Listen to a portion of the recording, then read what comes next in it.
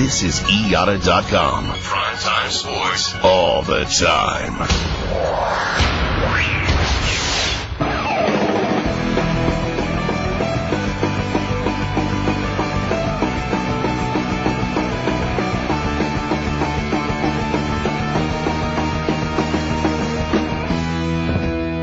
And now from Times Square, crossroads of the World Wide Web, and sponsored in part by the Office of National Drug Control Policy, it's the Wrestling Observer Live with Dave Meltzer. How's it going, everybody? This is Dave Meltzer. We're going to be here for the next 2 hours talking pro wrestling on this momentous week in the history of this industry, one of the biggest that I can ever recall, probably the biggest that I can ever recall as far as last night's wrestling was, that was a night. That was quite an interesting night. We got Brian Alvarez, Figure 4 Weekly, here for the next 2 hours. We're going to be taking your phone calls and your zillions of emails. And that'll be the show today, because I'm sure that we're going to have no shortage of questions, and we're going to do our best, talk to people at both sides last night, kind of have a good idea of what's going down. Most of what's going down is undecided. I mean, one thing last night, I guess the key is that they did not announce anything for television at the end of Nitro, which they had wanted to do, and the reason is because it's not finalized. The time slot's finalized, as we talked about on the show yesterday, 11 p.m. to 1 a.m. on Saturday night, which is not a good time slot. It's not death, because if you have a good enough show, people will find it. But if you do not have a good enough show and it's a marginal show, it's a bad time slot. The start date is 6 to 8 weeks away, but there's not a definite as to exactly when, and that's why it wasn't said. And probably also because at this point, you know, if it's like to say 6 to 8 weeks away is so, you know, it's so ambiguous that it's like, why even bother? Brian. Yeah. So, what do you think of everything? Where should we start? The big angle? Yeah, we'll start with the big angle. Well, basically they built up all of Nitro, and the storyline was that Vince McMahon had purchased WCW, and in fact, Nitro opened up with Vince McMahon, of all people, cutting a promo backstage from Raw, and they had the satellite there, so they were pretty much cutting back and forth to the Raw show throughout Nitro, and the promise was that at the end of the show, Vince McMahon was going to, I guess, address the troops, all the wrestlers and the announcers and the fans and everything like that, and they did the Ric Flair versus Sting match for the final Nitro match ever, which was kind of sad to see because, A, it was like the last Turner Nitro match ever, and I guess it wasn't even really a Turner match because Vince owned it, and the other thing was it's just so sad seeing those guys out there, because I told you I was watching those Wrestling Observer Matches of the Year tapes, and Flair was so great, and, I mean, for a guy that... 52 years old now, just turned 52, hasn't wrestled in God knows how long except for that Greed show. Wrestling a guy that is an actor and also hasn't wrestled in God knows how long. It was a decent match.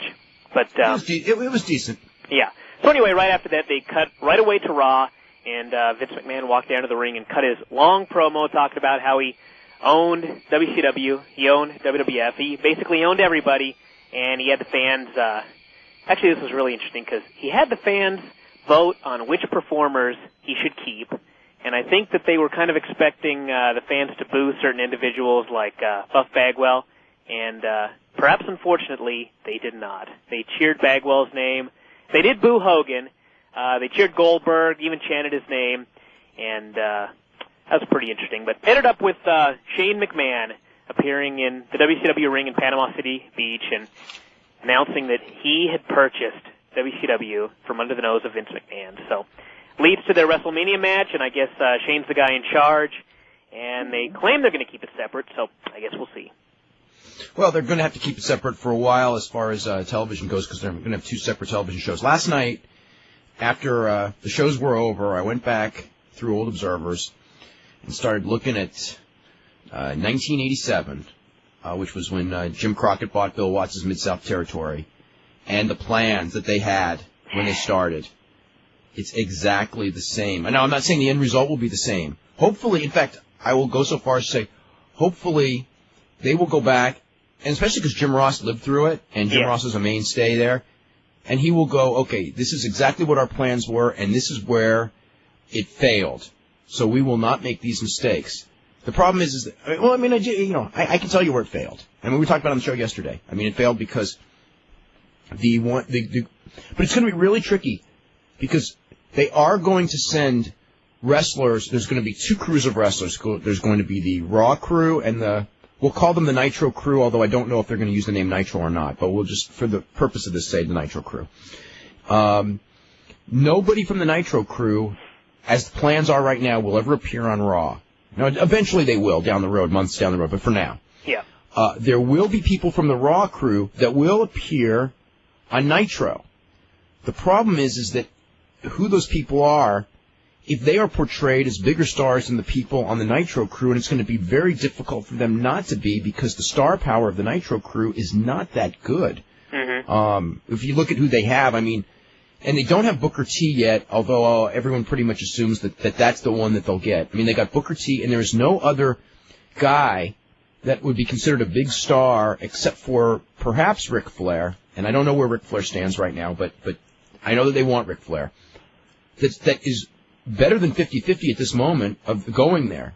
Sting is certainly leaning towards sitting out. Bill Goldberg has told people he's sitting out. Kevin Nash has told people he's sitting out. Scott Steiner, again, it's up in the air. What? He wants the job, and they may take him, and they may not take him. I don't know what they're going to do with Scott Steiner. He's got star power. That one. He was another name that got a huge pop.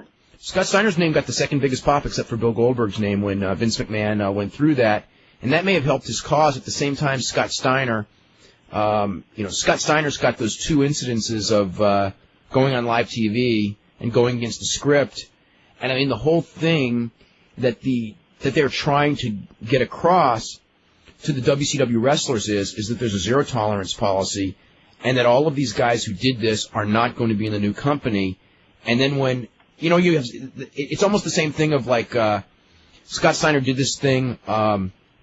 Remember early in the year when Kevin Sullivan was Booker and Scott Steiner cut the Ric Flair promo that got him suspended, right? Yeah. Then Russo comes in and he thinks it's the greatest thing in the world because it wasn't his script they went against, and he starts building up Scott Steiner to win the world title, and it's like, okay, now what does that tell guys? And I mean, my feeling is a guy like Scott Steiner should at least be given a chance because the things that he did were in an environment where they were encouraged. And, if he's in the WWF and he knows there's the zero tolerance policy, he's not going to do that. And one thing that he definitely did that was a step in his favor is he did the job clean in 5 minutes. Yeah. Injured. So he came there, he did the job, did it professionally. No referee bumps, no crying, no, anything. Yeah, just did it. Just went in there, did his job. So that much was good. As far as some of the other guys, again, who knows? But it's like if the guys from the Raw show come to the Nitro show and are bigger stars than the guys in the Nitro show, it will just tell everyone who watches the Nitro show that this is a show you can skip. I mean, the one thing that I look at as a huge positive, maybe the biggest positive, is that they put Shane McMahon, of all people, as like the figurehead guy in charge of the company. And if it would have been like Jim Ross or Eric Bischoff or anybody else, there wouldn't be the desire to make sure that this thing does not fail. I mean, with Shane there, they don't want Shane to be put in charge of this company that ultimately, dies. But ultimately, it's still going to die, though. Yeah. Because as long as they can keep this thing, as long as they keep, you don't want to bury it. Well, no. But they don't want to bury it anyway because it's their own TV ratings. Mm-hmm. But it's a real tricky thing. It's so tricky, because if you try to make it, I mean, the one way they can pull this off, but then the problem is you're still talking about sacrificing your primetime time slots on Monday and Thursday to build up your Saturday's time slot, which is a horrible time slot, and that is the idea that Shane, raids talent from the WWF when their, quote, contracts are up, and big name talent. But, then you've got the problems is, well, the WCW crew is not doing house shows, the WCW crew is not doing pay-per-views, so if Shane raids them, and they remain on Raw, and they remain doing house shows, and they remain doing pay-per-views, you've kind of killed your angle. So that's tough, too. It does depend, though, on how far down the road he starts doing the race and everything like that, and if at that point they're ready to start doing house shows and pay-per-views. But to be ready, they're going to have a talent force. Yeah. You know what I mean? It's the chicken and the egg. I mean, it's like, like I talked about yesterday, they that, can do whatever they want. So they can do a deal where they go, look, for the first 3 months, we're going to send a couple of you guys over there, and we're going to pay you for house shows in the WWF that you don't work, just to get this thing going. Well, that's the thing that they probably need to do. Yeah. But then the thing is like, okay, then you're sacrificing the talent depth on the main shows by doing so, because you do have to keep them off the main show, or you've killed your angle. Unless they show up with Shane but I think doing that the they've got to raid be thing. getting to the point right now where they realize that they have the same guys on top, and maybe they haven't realized it yet. But 3 months down the road, after WrestleMania and everything's cooled off, maybe they will. That they got Steve Austin on top still, Rock and Hunter, and maybe it's time to bring somebody else up and to keep those guys as main eventers without putting them lower on the card. Just send them to the other company. I understand that Shawn Michaels made the suggestion that like him and the whole clique should go to WCW and be the star at the WCW show. And of course, he pitched for Kevin Nash. Yeah, would be. No, I know a lot of the guys also. It's now Nash is saying, Nash actually told some friends of his last night after watching the two shows that he thinks that he may never wrestle in the United States again, but just the way this whole thing works out. Whereas, my feeling is that he's going to sit out his 10 months and they're going to beg for him to come back, which will be a big mistake, but they think that's how it's going to work out. Yeah. Just because in 10 months this business is going to be so different than now, and they're going to be so desperate for a new star, certainly on one of those two shows or somewhere, unless they've already merged into one and the Raw show is so powerful they don't need it. But I mean, like all of those guys, like the idea of Paige. Paige is in an interesting position right now. I don't know. Do you know how long Paige has left on his deal? I think it was pretty similar to Nash, because they were out there months. talking about that during that one promo. Okay, so if it's 10 months left, let's just say, and I think that's pretty close to what it is also. Out at $1.3 million, I think was the number. I don't know that he would go in there for whatever they're going to offer him, which I'm guessing would be $350 or $4. And this is just guessing numbers. I don't know what they're going to offer. And pass up the 1.3 for $350 or $4. That doesn't make any sense at all. Yeah. Even though I know Paige wants to get into it, I know like from last night that Paige was all gung ho about going there and working with The Rock and all that, what he thought was going to happen, and kind of like the financial reality was kind of explained to him, I guess, last night, and and they want Paige, and they should, because he's a hardworking guy, but I mean, sitting there, it becomes a big decision when you're talking about $900,000 more money to sit on the sidelines. And with Paige, what makes it weird too is, you sit on the sidelines at the age of he'll turn, I think, 46 on April the 5th. So basically at the age of 46, boy, it's a tough decision for him to make. I mean, I think a guy without a big ego would say sit on the sidelines for sure, but then there comes that point where even if you have a big ego, it's like, do you pass up that kind of money to soothe your ego? And the fact that maybe 9 months from now, by not being in this game, you may be more valuable to them anyway. Or you may not. It's a crapshoot. I don't know how it is right now, but I know like a couple of weeks ago, I mean, his feeling was, okay, if I can go in there and work with the top guys, I'll take the pay cut, because that's where I want to be.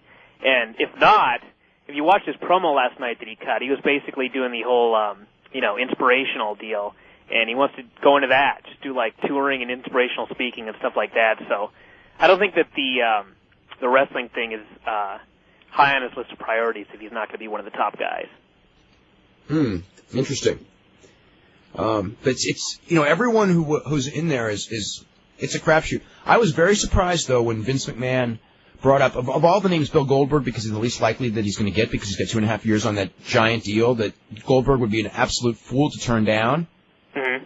And it's out there. What he did, what was really fascinating to me, because it goes against everything Vince McMahon has ever done, is that you never tease something that aside from the fact, the whole thing, but Vince McMahon, unlike WCW, which one of the big differences, and unlike New Japan, which has done this really bad in the last year as well, they never tease a match that they're not planning to do. I mean, if they tease that someone's coming back, by God, he's coming back. They don't there's none of this Scott Hall stuff, you know what I mean, where you tease this guy coming back for 6 months that you're actually not going to bring back. I mean, everything that's on that TV show is for a reason. I mean, if ECW was never going to exist before, Paul Heyman wouldn't be calling Rhino the last ECW champion. You know what I'm saying? There's a reason that everything is said on Raw. Things aren't said for no reason.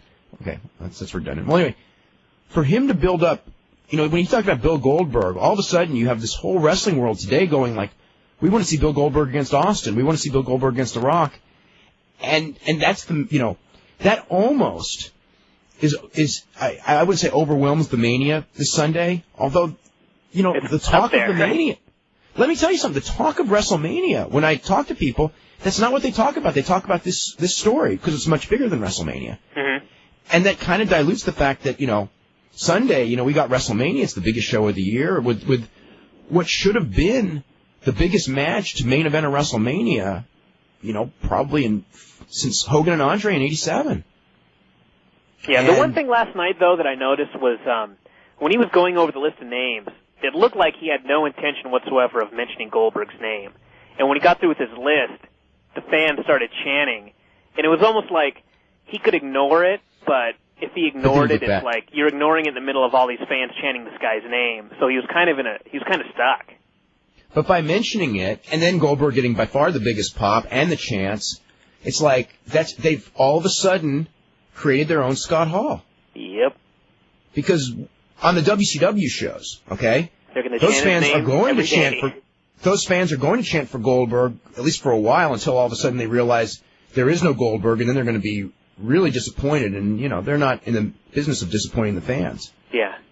Very, very interesting time in this business. That's all I can say. I mean, and where it's going to go 3 months from now, 9 months from now, 2 years from now, nobody knows. I mean, there's going to be there should be, and again, they could blow it. There should be a big upswing temporarily. How long you could keep it, and then what you do when you get there, I don't know. But you need to have the WCW side needs to raid. I mean, that's what happened when the real WCW side started, making big inroads. With the NWO angle was when they actually rated talent. And to make them competitive, they have to rate talent. But the one thing they did do good is Shane McMahon, and it wasn't even Shane McMahon, it was Vince McMahon. Vince McMahon turned WCW babyface last night. Mm-hmm. And it was funny because he's like throughout the show burying them. But he, at the same time, was working so hard to make sure that they were the babyface promotion in this war. But that's weird, too, because you've got this audience of WWF fans. I thought the crowd really had no idea what to do, because for all these years they've been taught to hate WCW, because when you're a WWF fan, you hate WCW. And now all of a sudden, it's like, wait a minute, they're the baby faces, and we're the heels, but we're here in Cleveland at their show. It's the weirdest. There's so much weird stuff going on. It's hard to explain. But the greatest thing on that show, better than the Vince and Shane interview, better than anything, was when William Regal came in and said, that place is a bloody disaster. What did he say? Oh, I can't remember the exact term. Oh, I just cracked up. I've been there. Why would you ever want to buy that? He tried. Yeah.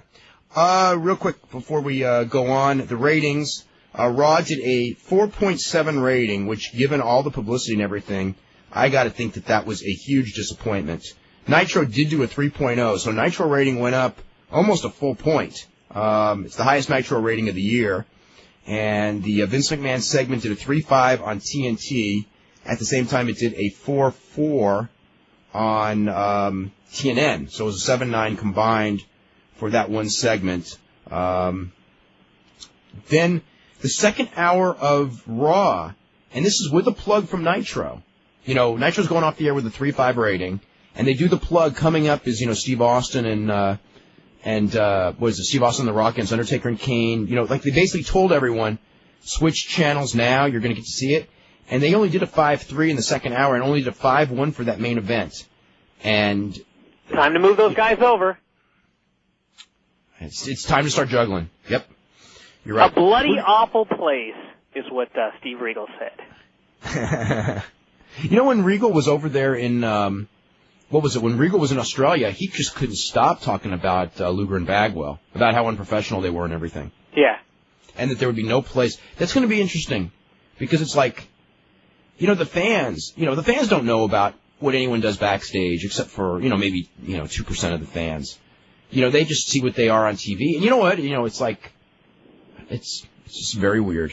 What can I say? But, you know what else was really funny last night? Just real quick on those funny lines was when Kurt Angle came out and was talking about WrestleMania, and he said he couldn't believe the Gobbler, or whatever his name was. Yeah. And right then I thought, this guy has no idea who the Gobbledygooker is. And thank God for that. Another thing on that was, that big angle, and Paul Heyman, that thing had Paul Heyman's fingerprints all over it, the tapping and everything. Mm-hmm. When Benoit put him in the crossface and he tapped, which actually I thought was a pretty good angle. And then he just goes like, Kurt Angle in the Olympics, in high school, in college wrestling, never once tapped. And I'm just thinking like, that's like saying that some basketball player, while he was playing basketball in like, in like all those years of high school basketball, college basketball, and whatever, never threw an interception and just got intercepted. It's like, what is that? Never hit a home run. I know. It's like, I know what he was trying to do, but it's like it didn't. It's like if you actually thought, like it totally didn't work. Yeah. But luckily, I don't know. I don't know how many people. I think most people know that in amateur wrestling you would never tap. I think most people know that. Anyway, we will go to a break right now. We're going to come back with more news right after this. Powered by the IATA Media Group. And a professional lineup that includes entertainment from Lionel, Gossip from the New York Daily News, Russian Malloy. Lori Kramer, and the New York Post's Richard Johnson. Sports from the Wrestling Observer's Dave Meltzer. And Ultimate Fighting with Eddie Goldman. Fitness with Lizzie Fit. Johnny Bowden and Buff and Bonds. Sex and relationships with Bob Berkowitz. And comedy from Chauncey Hayden, Adam Paul, and Dan and Scott. This is IATA.com. Talk radio for the Internet. Hi, I'm Jimmy Buff from IATA.com with an Outdoor Adventure Minute, and I'm going to tell you how to prepare for your first adventure.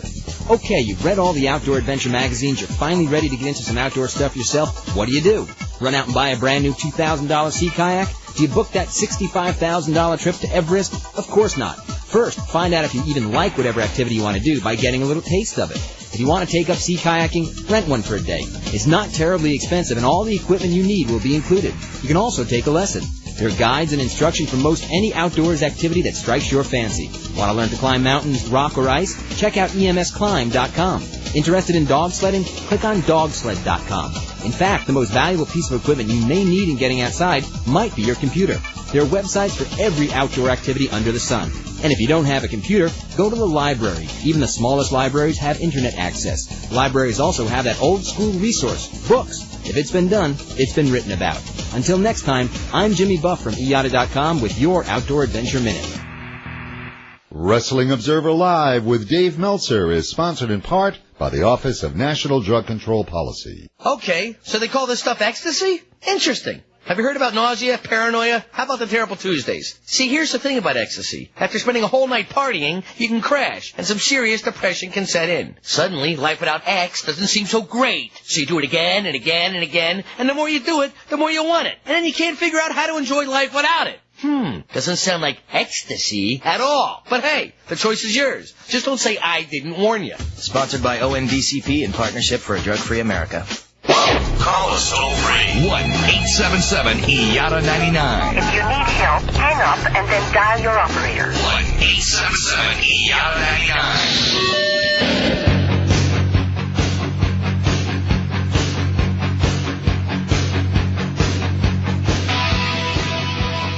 Okay, I want to make mention of course, that Sunday, Brian and myself will be doing right after WrestleMania, midnight Eastern Time, 9 p.m. Pacific, our WrestleMania special here on IATA.com. We'll be running down the show, taking your phone calls, taking your emails, go in depth on all the inside information. So we're going to be here Sunday night, midnight to 1 a.m., right after WrestleMania here on IATA.com. We'll be talking about that throughout the week. Brian, did you get the ratings for the other shows? No, besides Raw and Nitro? No. Okay, neither did I. We're just looking for the weekend shows here. Poll question, how long do you think it will be, WCW will be kept separate before being absorbed into the WWF? Less than 3 months, 14%. 3 to 6 months, 9%.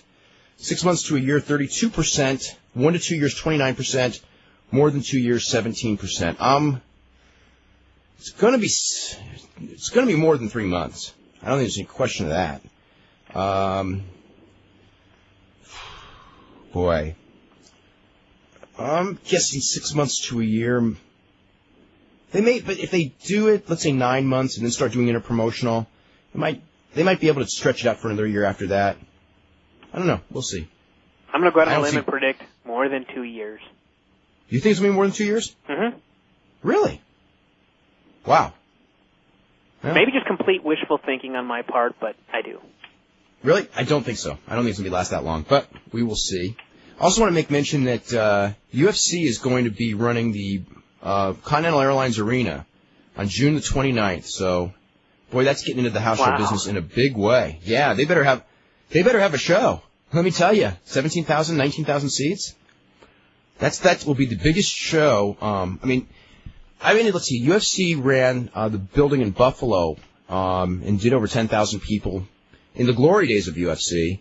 And Ken Shamrock and Dan Severin, so this would be in 1996, sold out the Cobo, which was about 10,000 people in Detroit.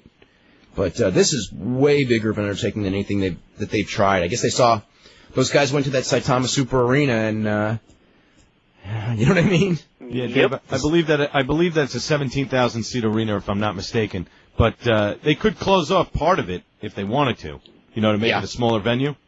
But that's a big undertaking, I think, if they're gonna try and do the continent. I mean, it's smart in a way that you have New York. I mean, Manhattan is less than 5 minutes, 10 minutes away, on a normal day. So I guess they're hoping to try and get the big New York crowd in to see the fight. Well, they've never really run the New York market. Right. So with the right publicity, it's something, it's something new. It's just interesting that they're doing the show so close to the next, to this May 4th show. I mean, it's 7 weeks.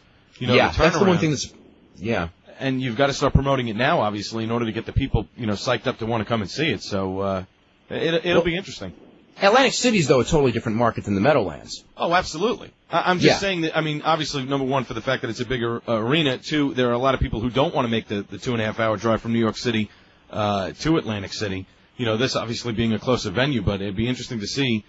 I'd be interested to see how much of the arena they actually have to paper, because I don't think you're going to get 17,000 people who are going to buy tickets to see a UFC, depending on what they do. I mean, that's Well, especially at this point with no television.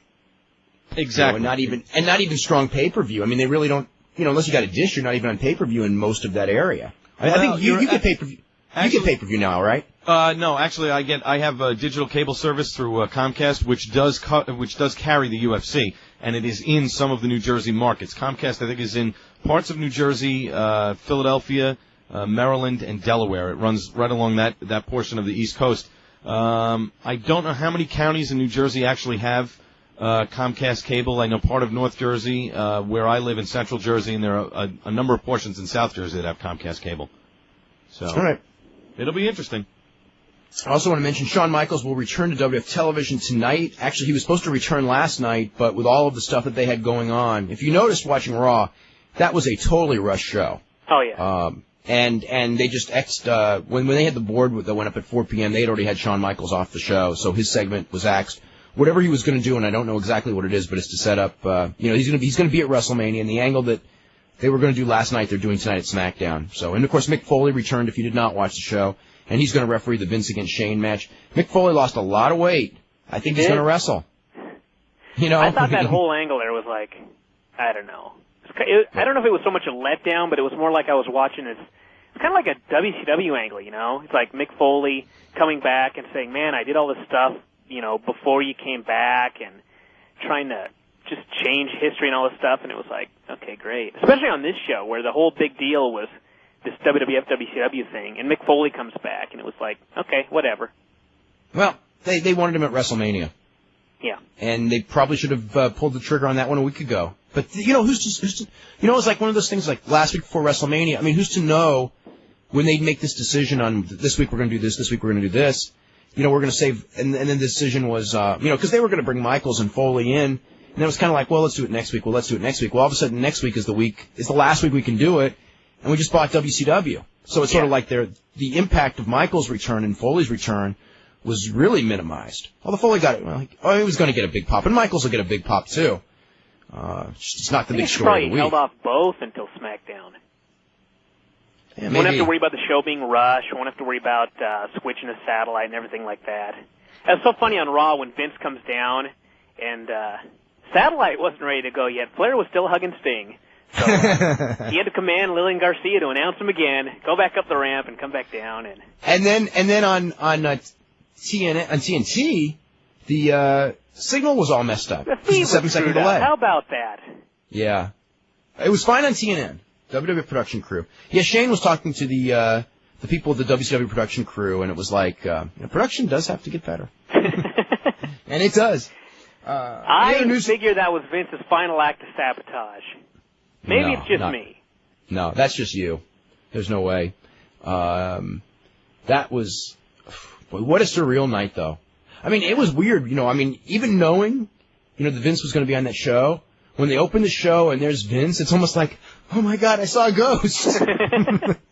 I mean, even knowing this, I'll tell you what, it was the same as, and long time fans would remember this, because in wrestling it was kind of termed Black Saturday, which was July 14th, 1984. I may have the date wrong, but I know it was July of 1984. And, it was like that was the night that they took over TBS the first time for their almost 1 year run. And it was one of those things. They'd bought the company 2 months before, and they were in these court fights over who would get control of that time slot. And Vince ended up winning the court fight. And then all of a sudden, Freddie Miller opens the show, and Freddie Miller was like, who would he be like? They don't really have a Freddie Miller right now in wrestling, do they? Hey, because what it was, Gordon Solie was the host, but Freddie Miller would introduce the show. So I mean, kind of like Howard Finkel, but not really. He'd go and ladies and gentlemen, here's Gordon Solie, and they would open Georgia Championship Wrestling, or World Championship Wrestling as it was known by that time.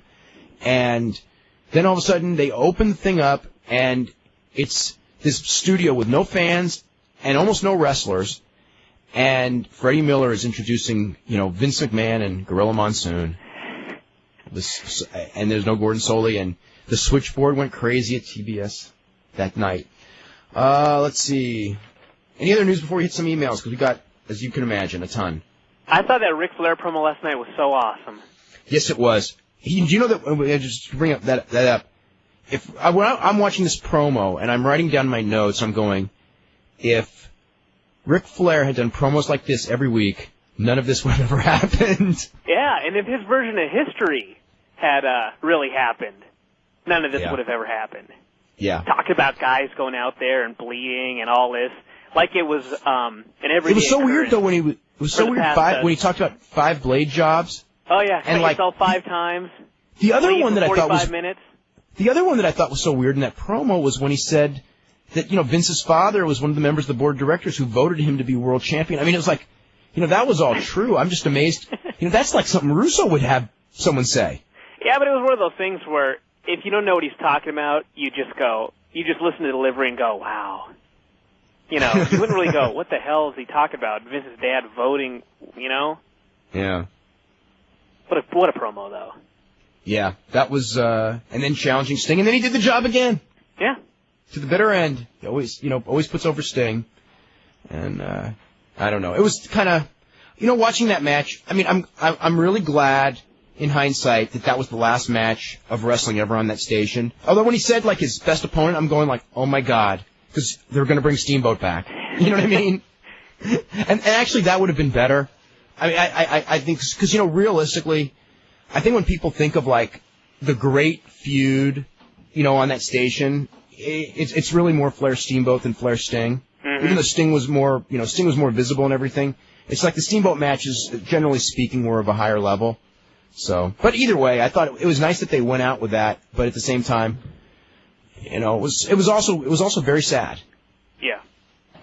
I was just looking at it going, man, look at this Flair, this 52-year-old man who hasn't done anything, and he's not bad. If this guy actually trained and started working a regular schedule, he's gonna be 70 and out working some of these guys. Yeah, he was fine. Yeah. But if he was out there every night, I don't know if his body would like would. that. Mae Young. Flair's one of them, I tell you. Well, he still took those big bumps, and he wasn't even in shape. I mean, it's like Ric Flair, just just walk out there, Oh, well. Flair That's why he's Ric tonight. Flair. Okay. Yeah. Anyway, this is from Andy Patrizio. He goes, I've been fired in front of coworkers before. Yeah. So have I, by the way. But how much Jeff Jarrett feel about being fired on national television? I never liked the guy, but I feel bad for him. I don't know what to make of that.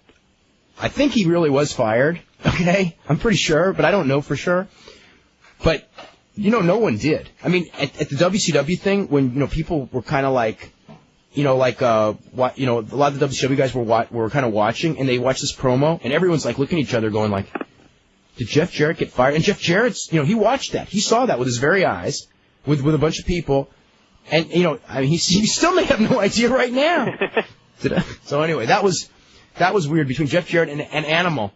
That Animal, his timing of that thing on the WrestlingObserver.com, that interview he did, Joe Laurinaitis, it's up there right now.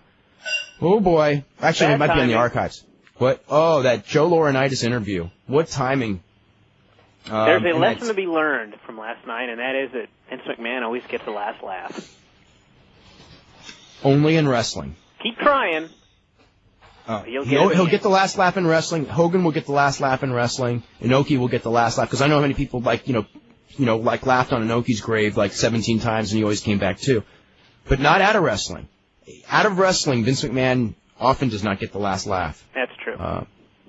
So anyway, let's see. I'm not sure I understand exactly how Shane got WCW. Okay, he snuck in and bought it with his dad's money. Actually, he was supposed to say his dad's money, and he forgot to say it, but that's another thing. I thought for sure he was saying, yeah, and he has to pay him back, or else he loses the company, right? Yep. In quarterly increments. He's going to have his own WrestleMania. I thought for sure what he was saying was that the contract Vince came out and signed last week for their Mania match was actually the purchase of WCW. Nah, I don't think so. And Vince signed it without reading it. That would have been pretty funny, actually. Yes, Angie. Andy, you should have written that show, because that's better than what they did. I think that would have been hilarious if they had gone in there and said, that contract that you signed, that's actually it's turning WCW over to me, except it just didn't work timing-wise. Hey, that doesn't matter. The Mick Foley thing didn't either. What? They still got tonight. Yeah. Nice to see Taz win a match, but he should stand next to Jackie when he wins, not Bradshaw. Ain't that the truth? Best sign in the WWF crowd got King. They missed that one. Best sign in the WCW crowd, Bischoff Subway's hiring. No, it wasn't. The best sign was the one they confiscated right after the first break that said something like, XFL, Vince, XFL, WCW, what the hell are you thinking? I remember that one. It was like, except it said WCW XFL, Vince, you dumbass. That's what it was. That's right. That was the one. That sign. I'm going how did that one fit through the cracks? But I'm sure that those guys who came out with that sign were mugged by the police seconds later. Also, did I hear Tony take an open swipe at Steve Regal on the air? Not smart if he did. Yeah, Tony's on the endangered species list. You know what else worried me? Right after he made that comment about Regal, he starts talking about, this is WCW, we do cruiserweights better than anybody in the world, and all of a sudden he was bleeped for 5 straight seconds, and I thought, there goes that division. Because after seeing all those anti-WWF signs in the crowd, I think the idea of WCW rebelling against WWF into 13 colonies or a more modern angle, a Star Wars style, will work big, at least with what's left of that audience. Wasn't it ironic and amusing to hear Vince insulting Panama City when he was in Cleveland? Yeah, I know, really. If you had the choice of those two places to be. Anyway, the Chris Benoit face turn sure came quickly. Yeah, it's like the second one in 3 weeks. Yeah. Remember they did it? They forgot about it, now they did it again. The thing was, he was doing a thing with Angle, and after it was over, I went, well, they finally did it. They turned this guy babyface. And then about half hour later, he comes out with Hardy's, no reaction. Well, then they had to rush through that thing, too. Let's see. It's from Michael Young. Let's see. What do you make of Tito Ortiz's appearance before the Sakuraba Silva fight? Is that an indication of possible Pride UFC working relationship down the road? They want to work together. They don't want to be enemies. I don't know more about it yet, but it's too bad. I guess Sakuraba's in real rough shape right now, so he may not be fighting for a long time. For the next Pride in May, what are you hearing more likely? The rumored Sakuraba-Henzo match? Well, that's pretty much dead because Henzo got knocked out and Sakuraba's not going to be fighting for a long time. So I would say that's not going to happen for sure. Or Sakuraba-Silva. I don't think Sakuraba's going to be ready for Silva. I had heard last night from Japan that Sakuraba's not going to fight again for a year. So that's how bad off they think Just he is. From the beating? He's been really sick, and I think that they kept it quiet. I don't know. Let's see. What is the most significant wrestling television event of the last 25 years? think you just watched it last night. Yeah, the simulcast. Maybe. Let's see. Debut of Nitro. Scott Hall on Nitro. No way. I mean, that was, don't get me wrong, Scott Hall on Nitro was a big deal, but there have been probably 25 things bigger than that in the last 25 years. WWF broadcast from the Chase. That was a big deal in St. Louis, but not nationally. Clash of the Champions against WrestleMania 4. That was a big deal. WWF takes over Georgia. That was huge at the time, but it only ended up being a one-year story, whereas this one is like permanent, so it makes it 10 times bigger. Hulk Hogan debuts on The Clash. No way. Dean Malenko and Eddie Guerrero's last match in ECW. I mean, that was cool, but no. AAA debuts on Mexican television. Well, that's pretty big because that's like a decade-long story. Yeah, that one's big. Let's see. This is from Mike Rubin, who goes, I understand Sting doesn't care for the current atmosphere of the industry. Was that his last match? We don't know yet. Possibility. Whose idea was it for Sting to go over? Was it Flair's or McMahon's? I bet it was Flair's. Yeah. I bet it was just everyone's. So I don't, do you think any WCW talent will be at WrestleMania? If so, who? I don't think they'll be wrestling there. It'd be good if someone showed up. I think someone should show up, just because if they don't, people will be almost let down that they didn't see somebody. Mm-hmm. Like just have Booker T show up and do something. Yeah, they should. Just have someone in Shane's corner, another guy. Should interfere in the match. Except there's going to be some. You know what though?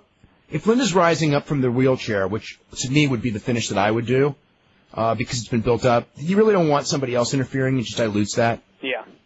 So maybe it's not the right time. It's from Dave Galvin, who goes, maybe I'm just an old Flair mark, but I can't help but feel he should get an award for that promo he cut. I must admit being very disappointed last night when Vince just up and told everyone at the start that he owned WCW. I always felt the best thing to do would be to run WCW as a separate company and not acknowledge the purchase on television. Run the company, business as usual, and act as though their competition happens to be on the same network. This would give some good heat between the two companies. Then once a year at a pay-per-view, maybe WrestleMania, have the World Series of Pro Wrestling and have crossovers galore. When I was watching the whole thing last night, I was reminded of when Marvel Comics and DC Comics finally put their grudges aside a few years ago and started doing crossover angles between the two of them. There's probably actually something to say about that. At first it was hot. It was what every comic book professional wanted and what fans wanted to read. Once they did the crossovers, it got old real fast. People stopped caring about Spider-Man against Batman. The novelty wore off. Fans wanted to see the crossovers maybe once a year, giving the creators 1 year to plan what they were going to do and make the project a labor of love. While some people may jump on Vince McMahon's ego last night for boasting, I can't help but feel he has a right to do so. Considering he almost lost the war a few years back, to come from behind and win the war in the long run is a fantastic feat. No matter what people might think of the man, he has a right to be gloating, and gloating hard. Didn't come across too good, though. There was too much.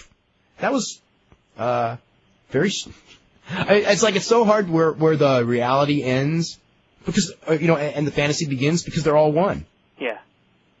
With all that said, I do feel the final angle they did last night with Shane buying WCW was a great idea. Yeah, I did too. I thought it was a great angle. This is going to give an instant head start to the continuing feud between Shane and Vince, as well as keep WCW a separate company unto itself. I sure as hell trust Shane to run the company more than I trust Russo. Ain't that the truth? That's for sure. Yeah. I was wondering if you could please tell me what you think the chances are of some of these following wrestlers being brought on. Sting, not for a year. And then, who knows, a year from now. Again, who even knows the landscape? DDP, it's up to DDP. And Sting is up to Sting, too. But I don't think WWF is that hot for Sting anyway. I think they do want DDP, but it's on their terms, and I don't know if DDP is going to want the pay cut.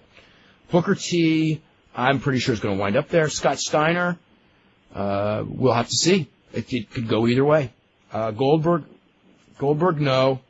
Nash, no. Scott Hall, can't imagine them taking Scott Hall right now. I mean, a year from now, anything can happen.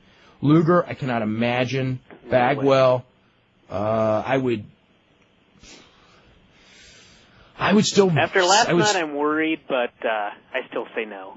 That's how I would say too. I still say no, but the fans kind of did Bagwell a big favor last night. Anyway, we are going to go head to a break right now. We're going to start with phone calls right after this. A leader in the collapse of modern family values. This is IATA.com. Dan and Scott. Loretta Lynn, 65 years old, hospitalized in Nashville for pneumonia. Really? I think it's time for her good friend Willie Nelson to call her. Just a moment, I'll transfer you in. All right, I appreciate it, little lady. Oh, man. Hello? Hello, Loretta. This is Rosie, her friend. No, I need to talk to Loretta, please. It's Willie Nelson calling. But you're not Willie Nelson, the singer. I am Willie. Huh? Hi, Oh, Willie. yeah, I believe You're not Willie it's Nelson. definitely going to lift your spirits. You're not Willie It Nelson. is Willie Nelson, ma'am. This is Willie Nelson. Please, just put him on with Loretta Lynn. Yeah. Loretta, how are you doing? How you doing? We just wanted to call and say, get healthy soon. Okay, honey, I will. How's the food there? Not good? Oh, man, that was it. Hello? That was Loretta Lynn, man. Holy shit. We didn't think we'd actually get her, for Christ's sake. That's one of those things where you get her, and then what the fuck are we going to say to her? We were both tongue-tied, but all of a sudden it was her. Well, you know what, gentlemen? Yeah. It took 20 minutes, 14 phone calls, and 2 Willie Nelsons, but we finally did it. Dan and Scott, 4 to 7 p.m. live or anytime in the archives.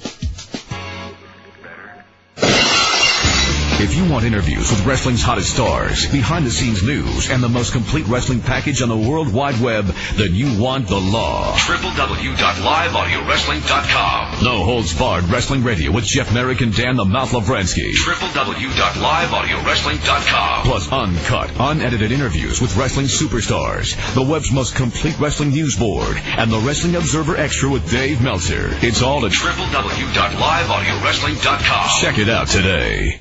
Hi, I'm Michelle Williams. Remember when every story you heard ended with happily ever after? But now you're a teen. You hear about other things like drugs, sex, even violence. If you sometimes need help making the right choices, I know who you can talk to. The Boys Town National Hotline, 1-800-448-3000. For over 10 years, they've been helping teens find solutions to all kinds of problems. 1-800-448-3000. Because this is your life, and story time is just for kids. Call us toll free. 1-877-EYATA-99. Please check the number and dial again. 1-877-EYATA-99.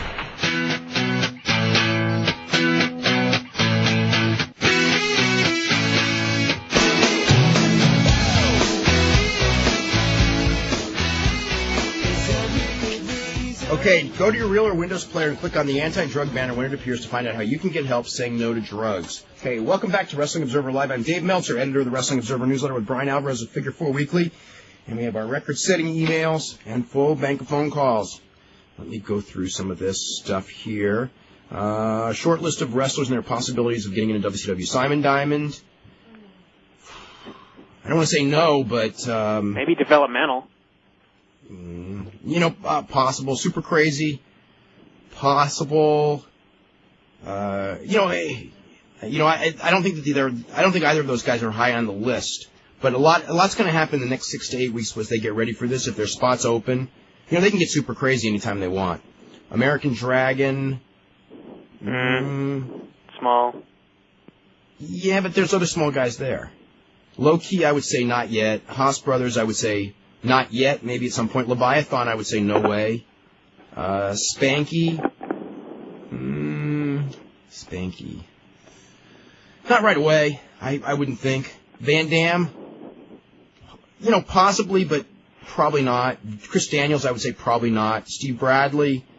Wouldn't surprise me about Steve Bradley. Jason Jett, I'd be surprised if they didn't take him. Kid Cash, I would take him for sure. Matthews and York, I don't know. Test, possibility. Who? Mikey Whipwreck, Test. Oh, heading to WCW?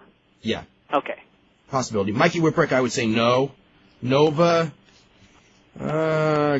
possibly, but I don't think so. I have a friend who thinks that Triple H can't get a 3-star match with The Undertaker. What do you think? I think it'll be better than 3 stars. What do you think? I think he'll get at least 3. Yep. It's gonna be a chore though. Yeah. Don't the big contracts get bought out first, then they can negotiate a new deal with the WF. So in essence, they can probably make the same money if you add the 2 plus actually working on TV and getting merchandising. Some people will be able to get close to the same money, but the guys, Bill Goldberg, nowhere close. I mean, it's not even in the same ballpark. Nash would be nowhere close. Sting would be nowhere close. Page would be nowhere close.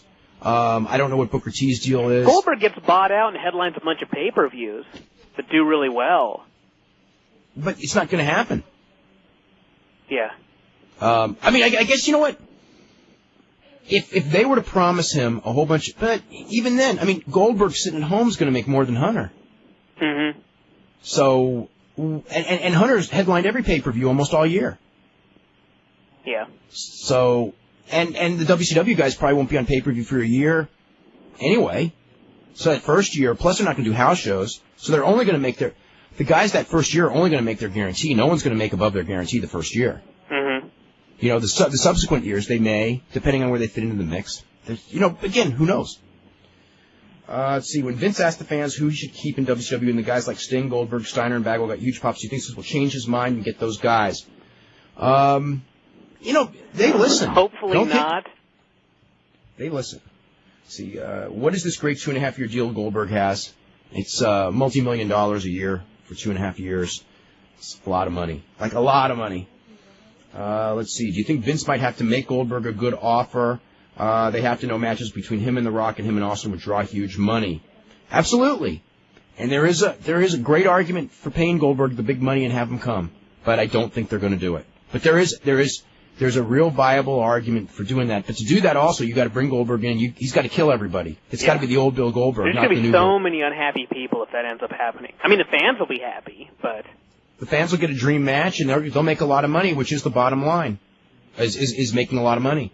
But there will be a lot of disgruntled wrestlers on both camps if Goldberg gets preferential treatment. But you know what? Stars always get preferential treatment. Yeah. Let's see. Why can't these stars collect their guaranteed money from Time Warner and also work for Vince under new contracts? They just can't. I asked about that. Just cannot be done. What? I'm sure Kevin Nash asked about that, too. This is actually a real good one. Real good one, actually. Since Heat is tanking, why not give WCW the primetime slot on MTV? You know, if it was, you know what? That would be so much better to go in there Sunday night, beg MTV for another hour and go 7 to 9 on Sunday night. That's a million times better than what they're going to do. And look at how that show did when it was an A show. Right. And you know what? But then they'd be going up against pay-per-views. So move it an hour earlier so they don't go up against pay-per-views. That's not hard. An hour earlier for a 2-hour show? Yeah, go 6 to 8. Big deal. Oh, yeah, okay, yeah, that's right. 6 to 8 on Sunday. There's no problem with that. And you know what? The fact that they have Heat may, the WWF brand doesn't need Heat. It adds nothing. Yeah. It's a throwaway show anyway. That's a great idea. I am writing that one down. Plus, you got 3 days in a row for tapings. What? Tape it on Sunday? Yeah. So Sunday, Monday, Tuesday instead of, well, I guess they'd be doing Monday, Tuesday, Wednesday, but then you'd still have the pay-per-view. No, you can't do it. You can't tape on a Sunday, though. I would rather do it Monday, Tuesday, Wednesday, and have the Wednesday for the next Sunday, because first of all, a lot of those guys aren't ready for live TV, and second of all, you can't do it on Sunday because of your pay-per-view. Yeah. So, that's a great idea. Anyway, it seems that The Rock making a movie, Michaels slowly working his way into shape, and Undertaker, and maybe one younger, healthier guy with a lot of potential like Val Venus or Brian Christopher should go there. Yeah, the Michaels and The Rock going there is a pretty damn good idea. I would say it's a pretty damn good idea. Michaels especially, because it fits. He doesn't have to work that often. Because to see WCW also a tag team or two besides those people, given the experience of the WCW wrestlers with experience training, should be sent over like Dean Malenko, Perry Saturn, and Al Snow. You know what? Those guys wouldn't be bad to be sent over also. Not so much Perry, but Malenko and Al Snow, because they're kind of lost in WWF, and they actually could work better with some of the WCW guys. That's a good idea, too. Of all the wrestlers, who has the least chance of winding up in WWF? The least chance? Yeah, I would say Animal, of all of them. Animal, Jarrett, Luger. Luger's second. Or tied for first, maybe. It's from Ben Miller, who goes, how much stock do you really think the WWF will pay to the pops the wrestlers got last night? The difference between a wrestler's pop and their ability to draw money is so obvious and well known that it seems that too much stock should not be put into a one-time pop. You're absolutely right, but I will also tell you that people in wrestling pay more attention to pops than they do dollars. Don't ask me why, because dollars are what makes the business go round and round. But how many times have you seen people in every company pass up money, obvious money, because of that you can get for, like, say, advertising someone to be there or something, because they want that. I mean, you see it on the indies all the time where, you'll pay $750 to bring in some surprise guy to do a run-in in the main event and not advertise him where he can actually sell you some tickets. Mm-hmm. It's like people in wrestling. I've seen it with almost everyone in wrestling. I mean, the drunkenness, they get so drunk on the pop. You just can't imagine. It's Anyway. Do you think it's really that far-fetched for Eric Bischoff, Jerry Jarrett, or a combination of the two to form a startup company and take advantage of the unused talent that this event has created? TV. TV. That's the answer. TV. I just talked to Eric Bischoff earlier today, and we were talking about that problem. TV. Nobody wants it. There is more than enough talent to start up a promotion right now with the guys that Vince won't take, with some guys like Jerry Lawler, Van Damme. There are guys that work Japan if you make a Japanese deal. There's Mexican guys. There is worlds of talent. You can create a great promotion in the ring, but if you can't get it on television, you're just wasting money. The most everybody can hope for is that this WWF WCW deal starts at least somewhat of a boom, because then there'll be a chance of getting TV. If it doesn't, I don't know what's going to happen. Well, it will short term. I don't think there's any question. But that the guy, when he wrote about the comic book, the reality of these inter-promotions, and that doesn't mean, if Vince McMahon and everyone studies, what happened in the comic books and what happened in the roller derby and what happened in, Mid-South wrestling and everything like that with Crockett, and figures out how to avoid it, maybe they'll be smarter than everyone else and they will not repeat the mistakes. But, historically, this has always been a short-term thing, and in not all cases, but in many cases when the short-term thing is over, it's been very bad. Yeah. The Jim Crockett Promotions is, and Roller Derby were both dead within a year after the interpromotional thing, ran its course. I'm not saying that WWF's going to be dead. I'm just saying that that's just history. Did you hear about Vince's meeting yesterday at Raw? A little bit, yeah. I think he mentioned, I don't know if you can put any stock in it because things change, every day, but the thing he was saying was, we're going to keep this thing separate and we're not going to do any inter-promotion. Maybe guys jumping back and forth and maybe something every now and then, but that's not what we're heading for. Yeah, but they have to be. Yeah. We have to be. Let's go to Phil in D.C. Phil, what's going on? Hey, guys, how you doing?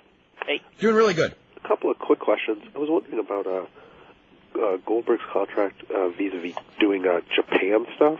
Because I know they're big marks for him in New Japan. They're always mentioning him and trying to get him and things like that. And I imagine he can make a lot of money doing dome shows or maybe even Pride stuff, worked Pride matches. And I was wondering if his contract allows him to do that. I'm sure it doesn't. And I don't think that the Time Warner executives are going to have any business dealings with New Japan Pro Wrestling like the wrestling people did. I think that when this thing shuts its door, which is actually tomorrow, right? Mm-hmm. Shutting the doors tomorrow? Or is it today? Shut those doors. Is it today? I thought the meeting was today at the power plant. I think you may be right. But when this thing is over, I think they're going to wash their hands of it, and they're never going to talk to another person in wrestling again. I thought it was 11 a.m. tomorrow, if I'm not mistaken. I read somewhere, either 11 or 10 a.m. tomorrow. I think Al's right, because I talked to someone in WCW this morning, and he just goes, well, I'm going to the meeting tomorrow, and, we'll see what happens. So I think it is tomorrow. And another thing is, do you think financially, if he took the buyout, he could make enough money in Japan to make up the money? Doing just dome show shots? No, if they were offering him, say, 70 cents on the dollar, yes, but from what I gather, they're going to only offer him 30 cents on the dollar, so he can't afford to take the buyout. That's just pissing away too much money. What? Because if he stays out 3 years, his career's basically over, right? He's not going to, by the time 3 years from now, nobody will remember his name and remember anything about him. Oh, yeah, they will. I think they'll remember his name. He can come back and be a phenom and be really big, or he can come back and flop. I don't know. You don't know which will happen. We don't know where the business will be in 3 years. You just don't know. Everything's a crapshoot. And the other question that I have is, was about the developmental things that WWF has. Do you think they're going to move guys from the developmental leagues into WCW, and I think they're going to move some of the that's part of the plan. That's part of the plan.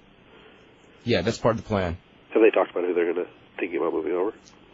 I think that that's premature as far as what they've talked about. But to me, Steve Bradley, Scott Vick, I'd say it's better than 50-50 they're going to wind up on that WCW TV show. How about Joey Abs? Good shot. How about Pete Gas? Possibly. Actually, I think Pete Gas and Rodney are going to end up there for sure. Don't you think? Yeah. I watched some of that Memphis stuff, and I actually thought those guys got to the point where they were decent. We do the Death Valley Driver 500. We had them at the bottom of the 500, 497-ish.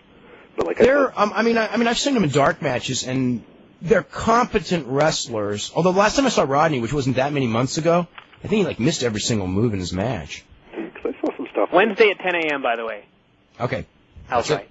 Yeah, because I saw stuff in Memphis. They were on that rock and roll RPM level of heel tag team. Not great, but. I remember the rock and roll RPMs. They weren't great, but they didn't miss moves like Rodney. Okay. And they didn't have that deer in the headlights that Pete Gas doesn't have much anymore, but still has a little bit of. Yeah, but Mike Davis would never take those big bumps. That's true. And do the hot moves. That's true, because they do hot moves. But that's the same as comparing any wrestler nowadays from the old style. The old style guys, nobody from that era, except for Dynamite Kid, did the moves these guys do. But generally speaking, those guys are more solid performers than the guys now, just because of the nature of everything. Yeah, and the other thing is, do you think they're going to go the other way? Do you think guys like Sean O'Hare and Mark Jindrak, they might send them down to Memphis to help Bobby Eaton can show them how to punch, that kind of thing?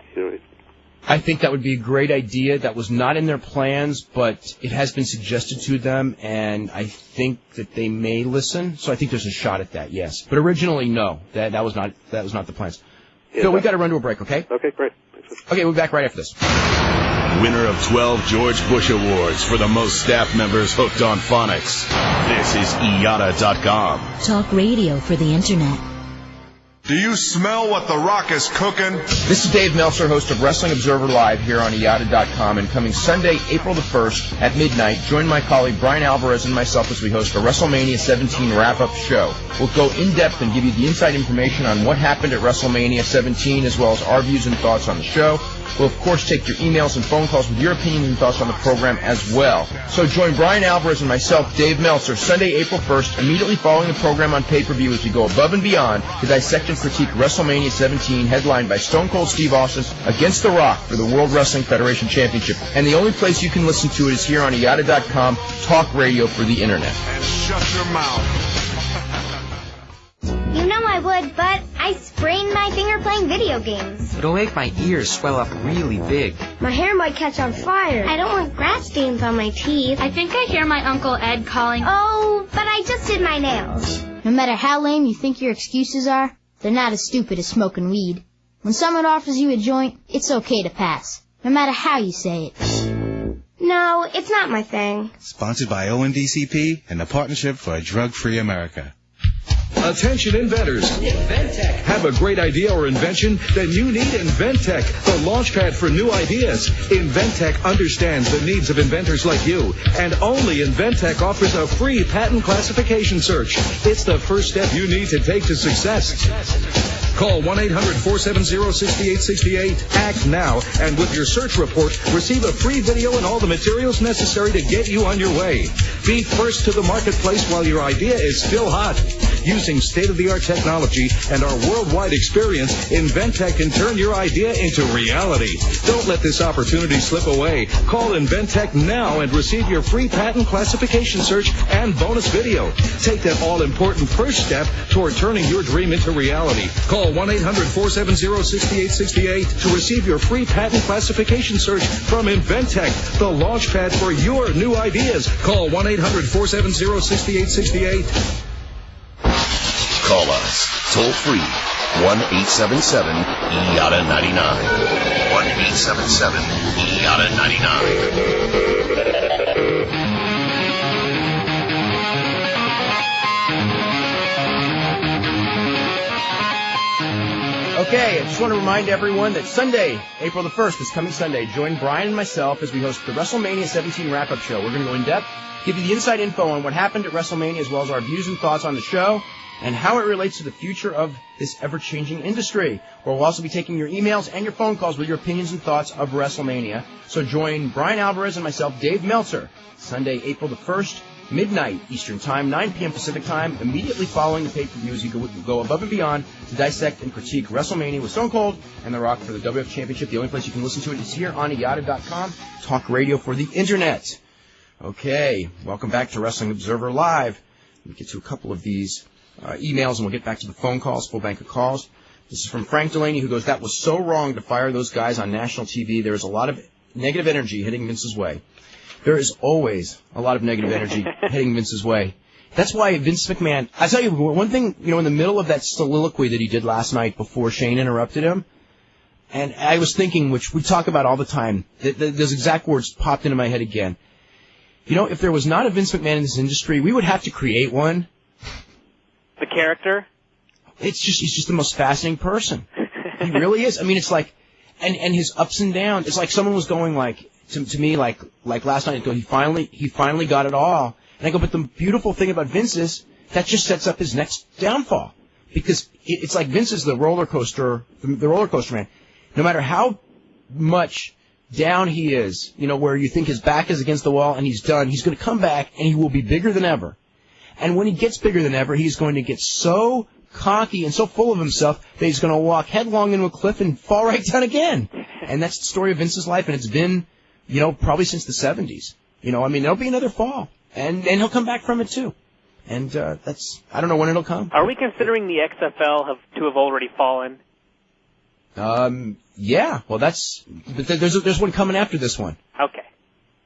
Actually, this is a weird one because he was like, you're right, because he actually is at his best and his worst right now because the XFL was his public failure because, let's face it, the XFL got 100,000 times more, well, not 100,000, but 100 times more publicity than this sale.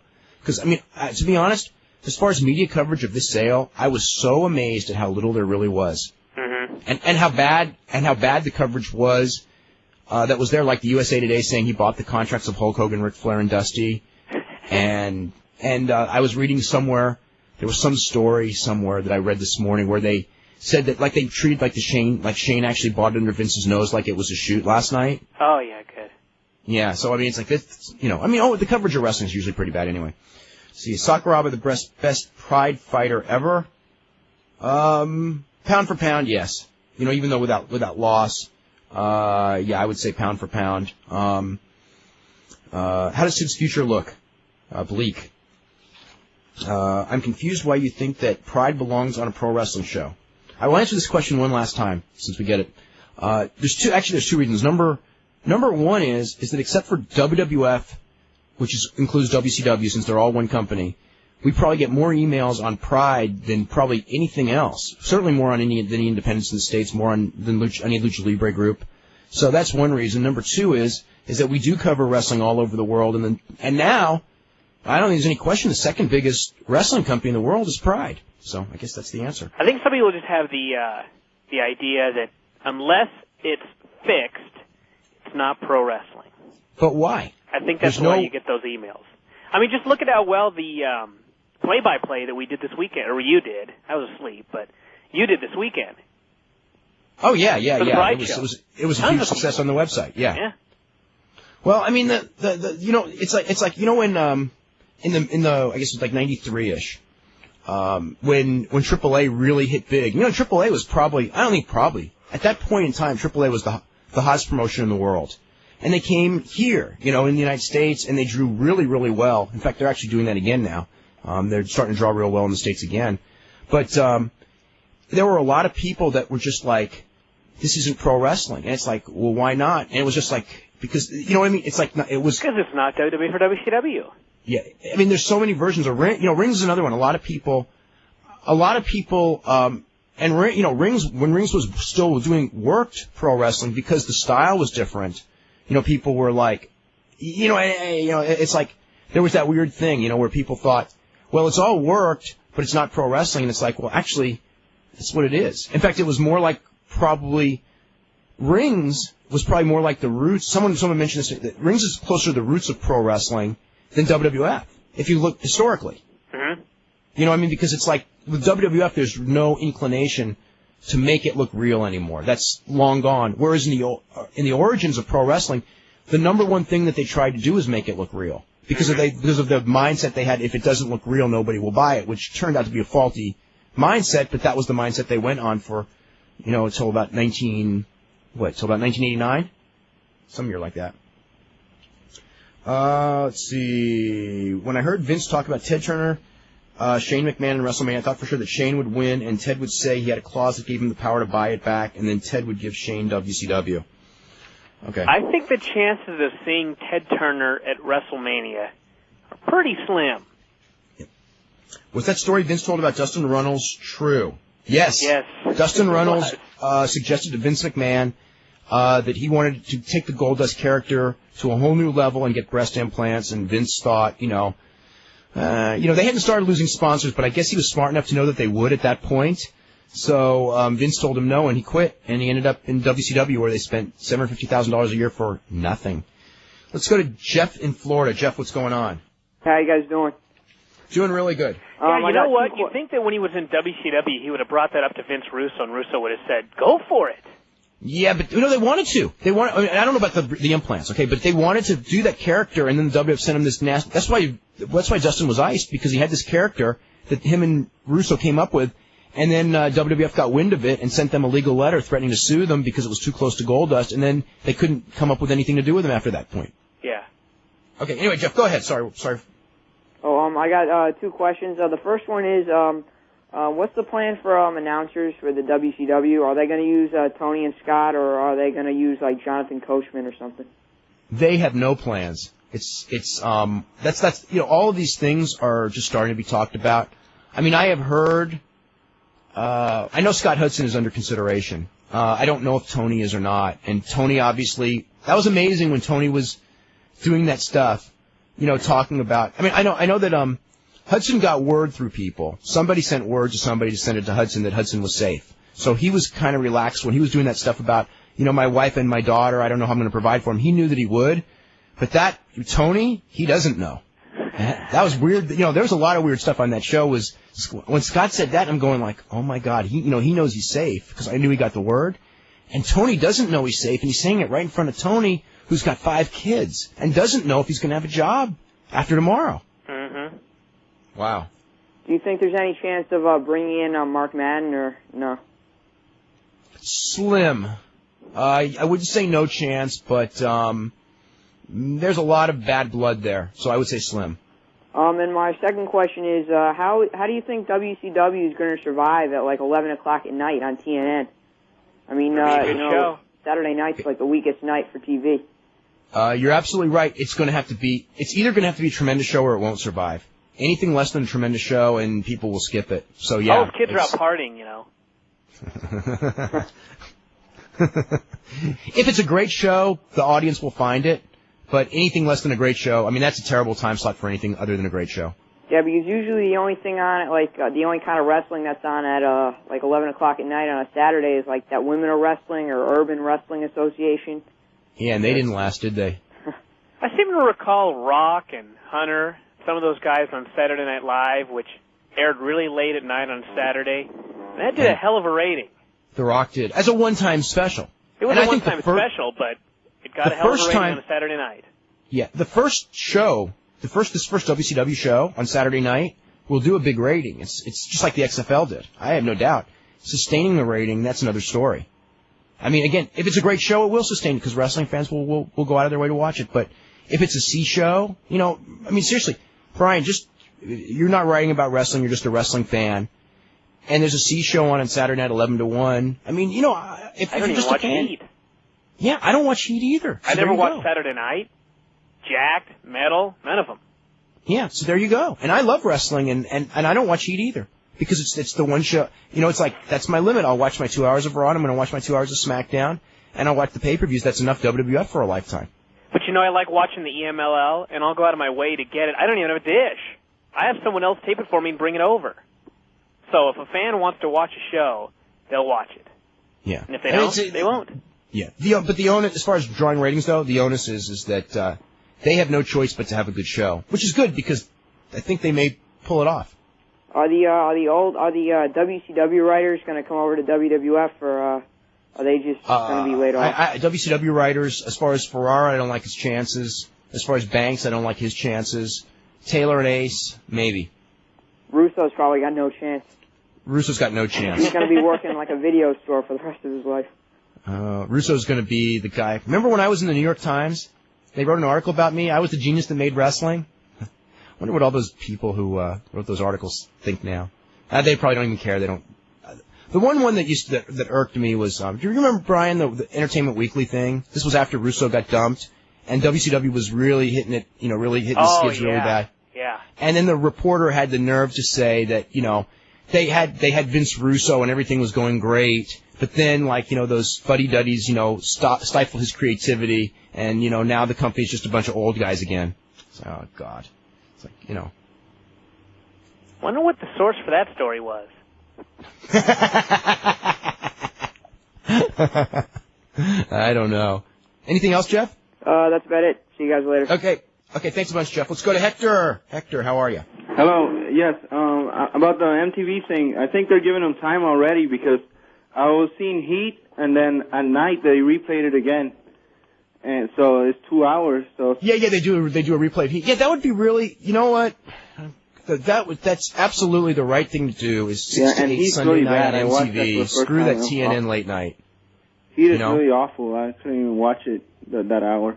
And then another thing about giving WCW credibility, I think it would be a good idea to have the first interpromotional angle around the time of Survivor Series or Armageddon, and have a unification bout where WCW takes the WWF title and holds it for like 4 months till WrestleMania.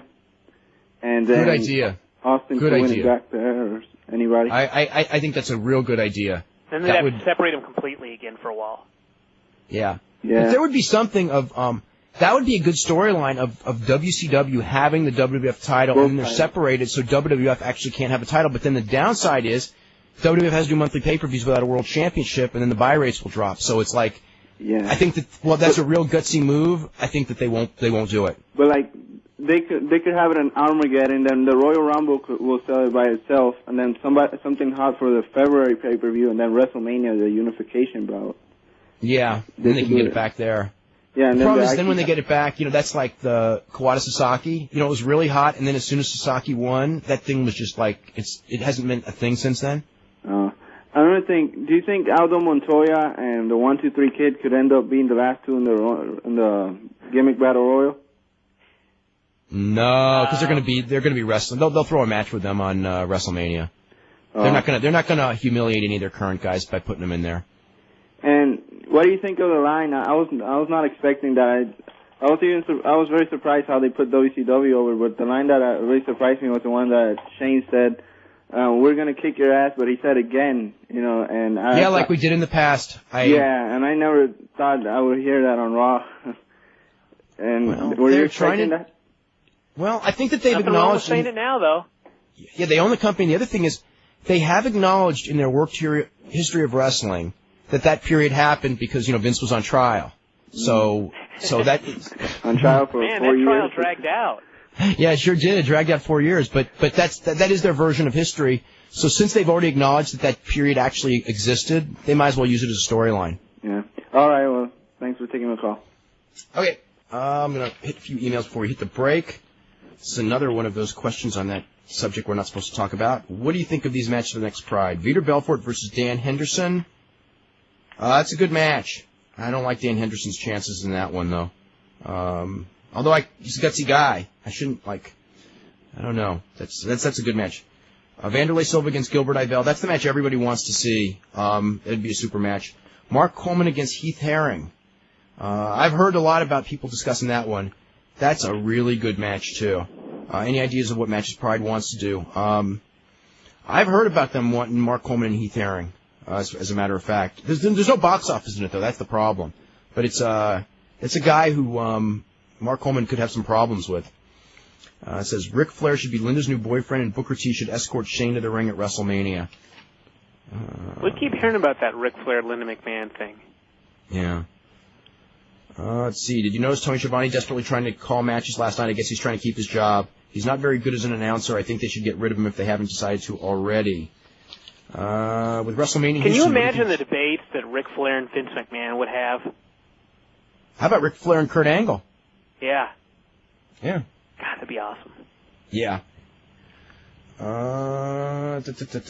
McMahon knows the psychology of his fans better than you do. Why turn the WCW babyface, thus making the WWF its fans heels? Because the main fan base is the teenage male who wants to see themselves as the rebels.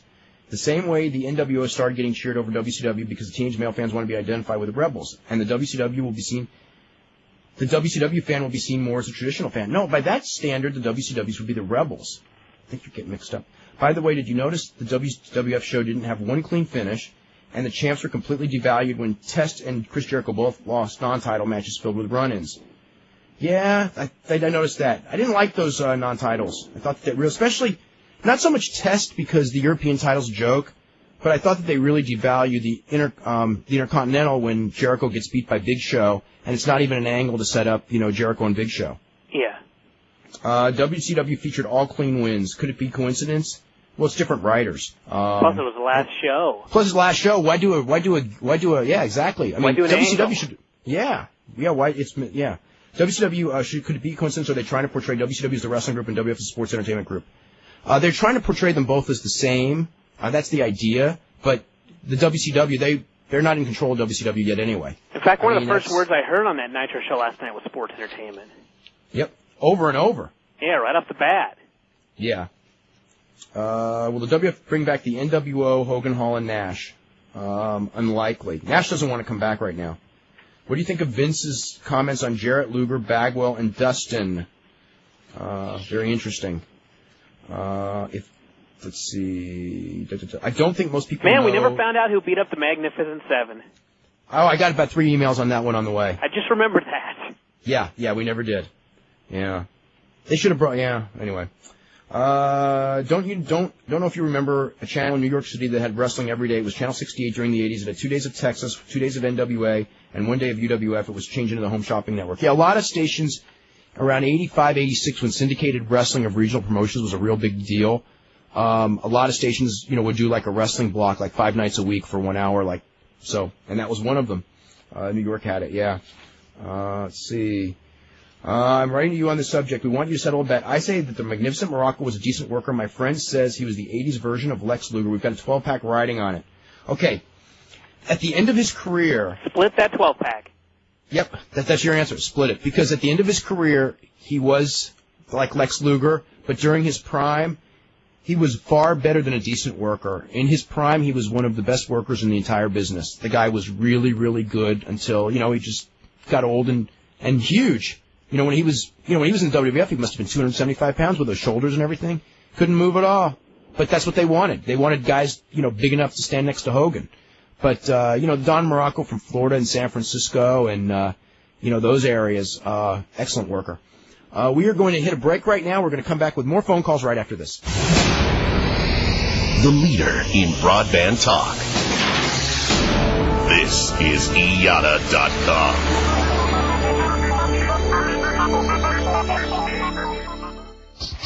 Hi, I'm Johnny Bowden from IATA.com with the Health Minute.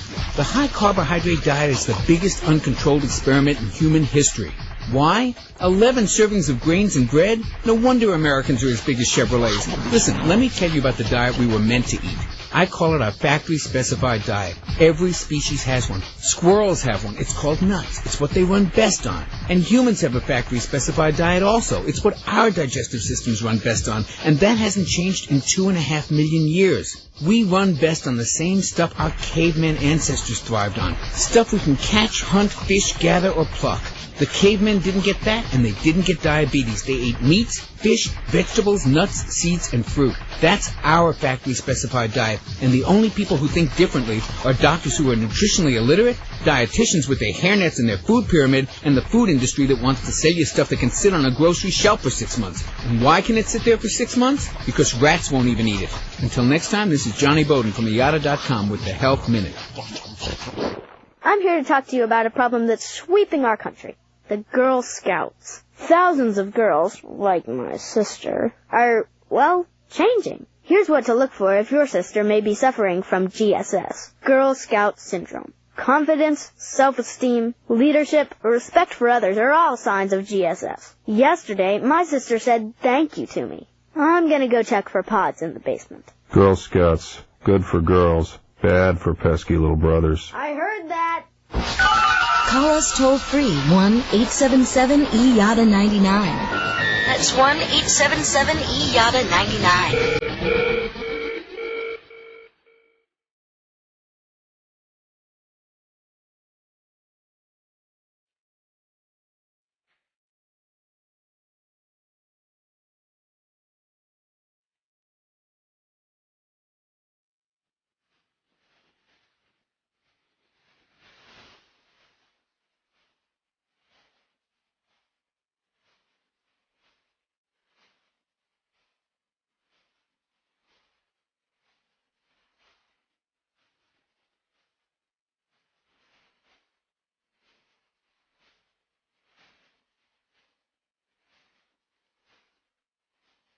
Okay, if you're craving for more news on WWF and WCW, as well as Pride and Mexican wrestling and Japanese wrestling, you can always go to WrestlingObserver.com for in-depth interviews and more news than any other website. It's WrestlingObserver.com.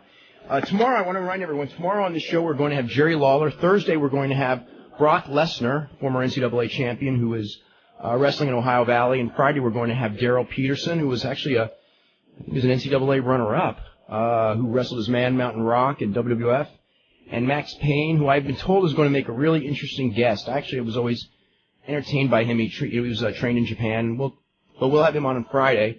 And I cannot wait for tomorrow, not just because Jerry Lawler's on, but for some reason right now, I cannot wait for tomorrow because tomorrow when I wake up, the Observer will be done.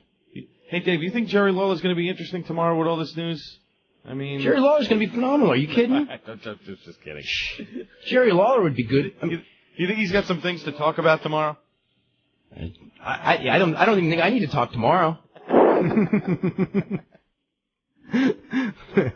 All right, then we'll just put him on at 5 o'clock and just tell him to talk. That's all. Brian, how are you doing on the newsletter so far? I learned my lesson from last week. I have not even begun the WCW story yet. I'll be doing that right when the show ends. I've done 2 pages on it so far, and I haven't even scratched the surface. Mm-hmm. I mean, this is a long story. Oh, boy. I can't wait for this issue to be over. It'll be a good issue, but this is going to be a tough one. Is Hoobie done in America? He's too young to be done, but is who? He's not going to be in Juventud Guerrero. He's not going to be in WWF. He's not going to be in WWF anytime soon. Regarding the pop for Buff last night, to me that pop was a bunch of teenage girls squealing for Buff. It was not the fans cheering for him to come on the show. Everyone I've talked to is like, did you hear the pop Buff got? And it really worried me. I hope that Vince can tell the difference between the pop Goldberg got and a bunch of teenage boy band squeals that Buff got. Okay, let's go to Terry. Terry, how are you today? I'm doing fine, Dave. Yes, you know if they will sign Ernest Miller and did they change their mind on Scott Steiner situation? Well, put it this way. Those type of meetings, I mean, they're not even going to be talking about this stuff until probably Wednesday when they get back from Detroit at the earliest. I mean, today, there may be some people going like, do you get the reaction, Vince, what do you think? But as far as they got to do SmackDown tonight, so they're not, this is not a subject of major concern today. Mm-hmm. So especially with 8 weeks or whatever till they start TV. Yeah. And there's the question of, obviously Steiner, from what we gather, wants to be part of it. So it wouldn't surprise me that they give him a shot. But, he'll know, and he will know. It's a zero-tolerance thing. First time he screws up, he's going to be gone. Yeah, those are what you think of Ernest Miller. I think Ernest Miller's going to be teaching karate. Yeah, that's what it seemed like. And I hope they get rid of Jimmy Hart as the music producer, too, and they Jim Johnston take over. Jimmy Hart's going to be feuding with Jerry Lawler on Memphis TV. That's what I'm figuring. Oh, just keep him off of WCW TV, please. Yeah, I think it's time for that, actually, on that show. I really do. I'm not trying to be funny. I think Jimmy Hart bringing in, like, Rob Van Dam and Hulk Hogan and Lex Luger to Memphis, to the Mid-South Coliseum every week against Jerry Lawler. Why not? Hey, that's not the worst idea in the world. Except that they probably don't want to book the Coliseum. Oh, okay. Anything else, Terry? Hogan probably won about 752. Yeah, right. Okay, yeah. Why he leave the WWF in the first place? What? Okay, what happened between the WWF and Jimmy? His contract was up. Jimmy Hart? He just stayed loyal to Hogan. So when Hogan left, Jimmy left. That's all. And that's what happened. Yeah, he was like personal manager of Hogan by that point, and Hogan quit, so Jimmy quit with him. Okay, yeah. Wasn't he helping Jim Johnston out with the music too before he left? What'd you say? Yeah, they were working together. Jim Johnston and Jimmy Hart. Oh, originally, yeah, before Jimmy Hart left. The music got better after Jimmy Hart left, Mm-hmm. So who's doing the music? What songs did they produce together, actually? I don't know. I think they did all the early albums together, like Pile Driver, the wrestling album, and all those. Okay. So you think they did Diesel and Razor Ramon entrance too? May have. Probably anything before Jimmy Hart left. Yeah, and those guys were before Jimmy Hart left. Yeah, so. Oh, okay, yeah. So I really do believe Goldberg would be strong. Actually, I'm not sure. Wait. I'm trying to remember when Nash came in. The timing. 93. Okay, and Hogan left in 93. Hogan left August of 93. And Jimmy Hart, I think he went right along with him, too, at that time also. Yeah. No, he did. Yeah. Yeah, Macho Man left like a year later. Yeah. Oh, yeah. So, let's see, do y'all know if, they're gonna, let's see, who they might take? Arn Anderson? Maybe. Wouldn't be surprised. I'd like to see him as a manager. He said that for like 10 years. But maybe these guys will figure it out. Hopefully they can upgrade on the powers, because they say like WWF had influence on the entrance pyros last night, too. That's what they're saying. Pyro? Maybe. Yeah, I'm sure they'll have more pyro. I'm sure they will. Because, like, the pyro, you can't even hardly hear it. Yeah. Well, that's because they were cutting back on budget, and that's the first place you cut back on is the unnecessary stuff, and pyro is, I don't know. It's obviously not as important as, like, breaking, smashing up a car every week. Mm-hmm. Yeah, because WWF pyro seems like it's kind of more explosive, but in WCW, even when they're successful, most of the pyro was kind of quiet. I don't remember. I remember WCW's pyro was pretty loud, too, but the SmackDown pyro live is pretty loud. Deafening. Yeah. Okay, Terry, we're going to get running, okay? All right, thank you. Okay, let's go to Ryan. Ryan, what's up?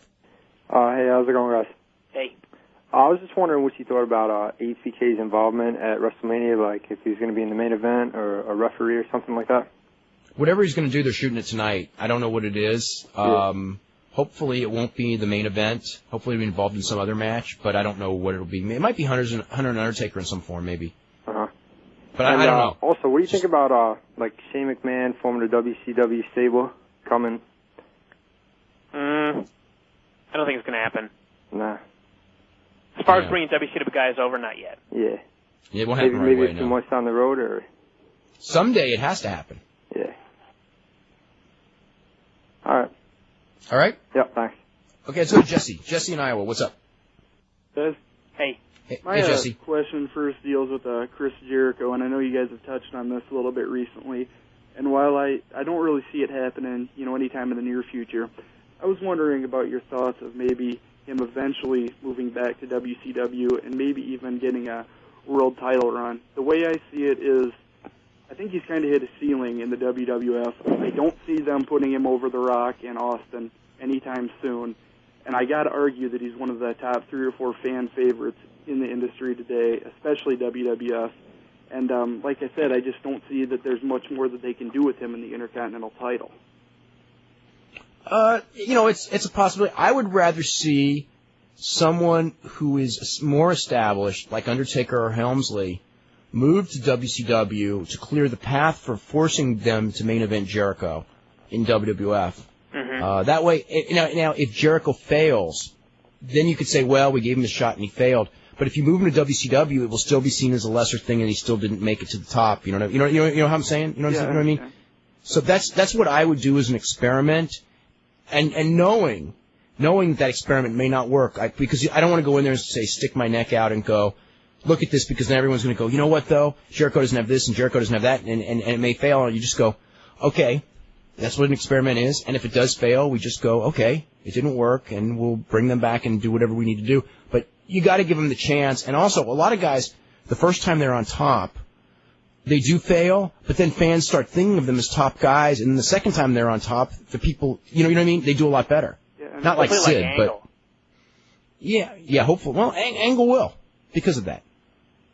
What about, I know his career's been kind of put on ice as of late in the WWF, and there was talk of him moving to WCW before. But I was wondering if, with the new WCW, do you see anything in store for D'Lo Brown over there? Who knows? I don't think that anyone's even discussed it at this point. That's like, they haven't even figured out what to do with Booker T or with, you know what I'm saying? Yeah. So totally. D'Lo Brown, I don't even think D'Lo Brown's on anyone's thoughts right now. I mean, obviously he's not because we never see him anymore. Too bad. I think he does. I think he has a good future if he's given the chance, but that's just my take. He's a good worker. He just, I don't know. It's just like the numbers game. He just kind of disappeared. You know what I hope doesn't end up happening? I was just thinking of this as far as sending guys over. I hope they don't do something where, we're talking about moving someone out of the top spot so Jericho can move up. So just an example, maybe send Rock over there, and I just worry that, like, if they sent Rock over, the ratings, if they started to fall, instead of bringing somebody else up to try and replace it, they just panic and bring him back. They would. Guaranteed. That's bad news. Yeah. Because that's the nature of the beast of television right now is that they would. Were you surprised that the ratings didn't go up for Raw at all? Because I was. I don't know. They really... I think part of it is the fact that they split that segment, the simulcast. Yeah, but taking that out, the Raw's second hour wasn't good. Yeah. And Raw's main event was a 5-1, which is, one of their lower main events of the year. On a night that should have been like the hottest night of... I mean, by all rights, last night should have been the biggest night of wrestling viewership of the year and one of the hottest nights of all time. Mm-hmm. And for, that Raw second hour to do a 5-1 and the main event to do a 5-1, that's no great shakes. I would look at more next week's because there wasn't really a whole lot of publicity out that this was going to happen. Well, next week's going to be up because there's no Nitro. Yeah, but I always look at it as, how are fans that haven't been watching the show regularly supposed to know that this is happening unless their friends are just calling them and demanding to turn the TV on? If I had a friend that but here's the one thing, though. The one thing on last night, though, is everyone who watched Nitro got plugged to watch Raw to continue the story, and they didn't.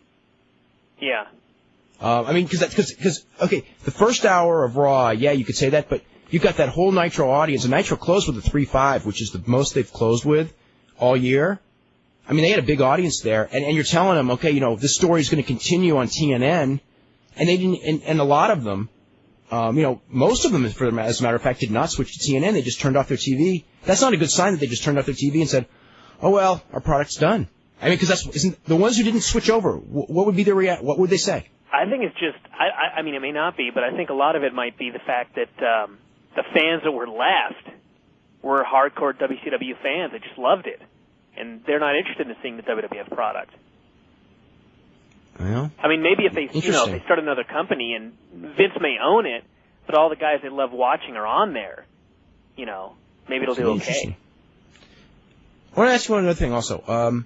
One thing I thought was real interesting was when Angle was doing the promo and everything with Benoit. You know that they're the same height? Yeah. Yeah. Angle's really short. I only thought Angle was like 5'10", and Benoit 5'8", 5'9". Yeah, they look exactly the same. Benoit's 5'8.5", so that means Angle's probably 5'8.5" too. Huh. I thought Angle was a little taller than that also. And then Rhino was shorter than, although he was hunched over. But remember when actually that was pretty cool when they introduced Rhino to Benoit. To an Angle, what am I saying? He didn't say who is that. He goes, what is that? Yeah, that was funny. What is that? Yeah. Let's go to Vince. Vince, what's up? Good. Vince. Hey. How you guys doing? Hey. I have two questions here. The first one is, say if WCW's ratings go up on TNN, do you think they would possibly consider moving it up in the time slot? Yes, no doubt. Okay, and the second one, I got a chance today to listen to the Mad Dog thing with Vince McMahon and Phil Mushnick. What does Phil have against Vince personally? I think he pretty much made it clear at the very beginning. Really? Well, between Phil Mushnick, wrote the story about the homosexual pedophilia and all that stuff that was going on. And they settled the lawsuit, and then he sued Vince McMahon sued Phil Mushnick over a story that's probably true. That I believe is true. Tom Cole, was the main source, and I happen to believe Tom Cole. So I guess that's not really where it starts, but because Mushnick started writing about it during the Zahorian trial, and actually where Mushnick got real mad at them was the Zahorian trial was basically about the doctor who distributed steroids and painkillers to WWF wrestlers, and then when the trial was over, Basil DeVito of the WWF released this press release saying that this trial has absolutely nothing to do with us, and he was just saying wait a minute, he's in jail for distributing steroids and pain pills to your wrestlers. How does that have nothing to do with you? So that's where it all started. Okay. Okay? Okay, thank you. Okay, we'll be back right after this. Supported and funded by the IATA Media Group. Abused by everyone else. This is IATA.com. Okay, so they call this stuff ecstasy? Interesting. Have you heard about nausea, paranoia? How about the terrible Tuesdays? See, here's the thing about ecstasy. After spending a whole night partying, you can crash, and some serious depression can set in. Suddenly, life without X doesn't seem so great. So you do it again and again and again, and the more you do it, the more you want it. And then you can't figure out how to enjoy life without it. Doesn't sound like ecstasy at all. But hey, the choice is yours. Just don't say I didn't warn you. Sponsored by ONDCP in partnership for a drug-free America. If you want interviews with wrestling's hottest stars, behind-the-scenes news, and the most complete wrestling package on the World Wide Web, then you want the law. www.liveaudiowrestling.com. No holds barred wrestling radio with Jeff Merrick and Dan the Mouth Lavrensky. www.liveaudiowrestling.com. Plus uncut, unedited interviews with wrestling superstars, the web's most complete wrestling news board, and the Wrestling Observer Extra with Dave Meltzer. It's all at www.liveaudiowrestling.com. Check it out today. Are you losing your hair? Is that bald spot getting bigger? Has your hair been looking thinner? Here's Dr. Gordon, Medical Director at the Hair and Skin Treatment Center in New York with some exciting news. What makes people lose their hair is a bad body chemical called dihydrotestosterone, commonly known as DHT. At our center, we have developed Avacor, an all-natural herbal treatment that stops DHT from attacking your hair follicle. You start regrowing new hair in the balding areas, guaranteed. In 5 years of clinical testing, Avacor shows a 90% success rate in both men and women. Avacor is all natural and completely safe and effective. Stop your hair loss and start regrowing a full, healthy head of hair today. Call 800-790-6695. See how this remarkable, risk-free treatment can help you regrow your hair. Call 800-790-6695. That's 800-790-6695.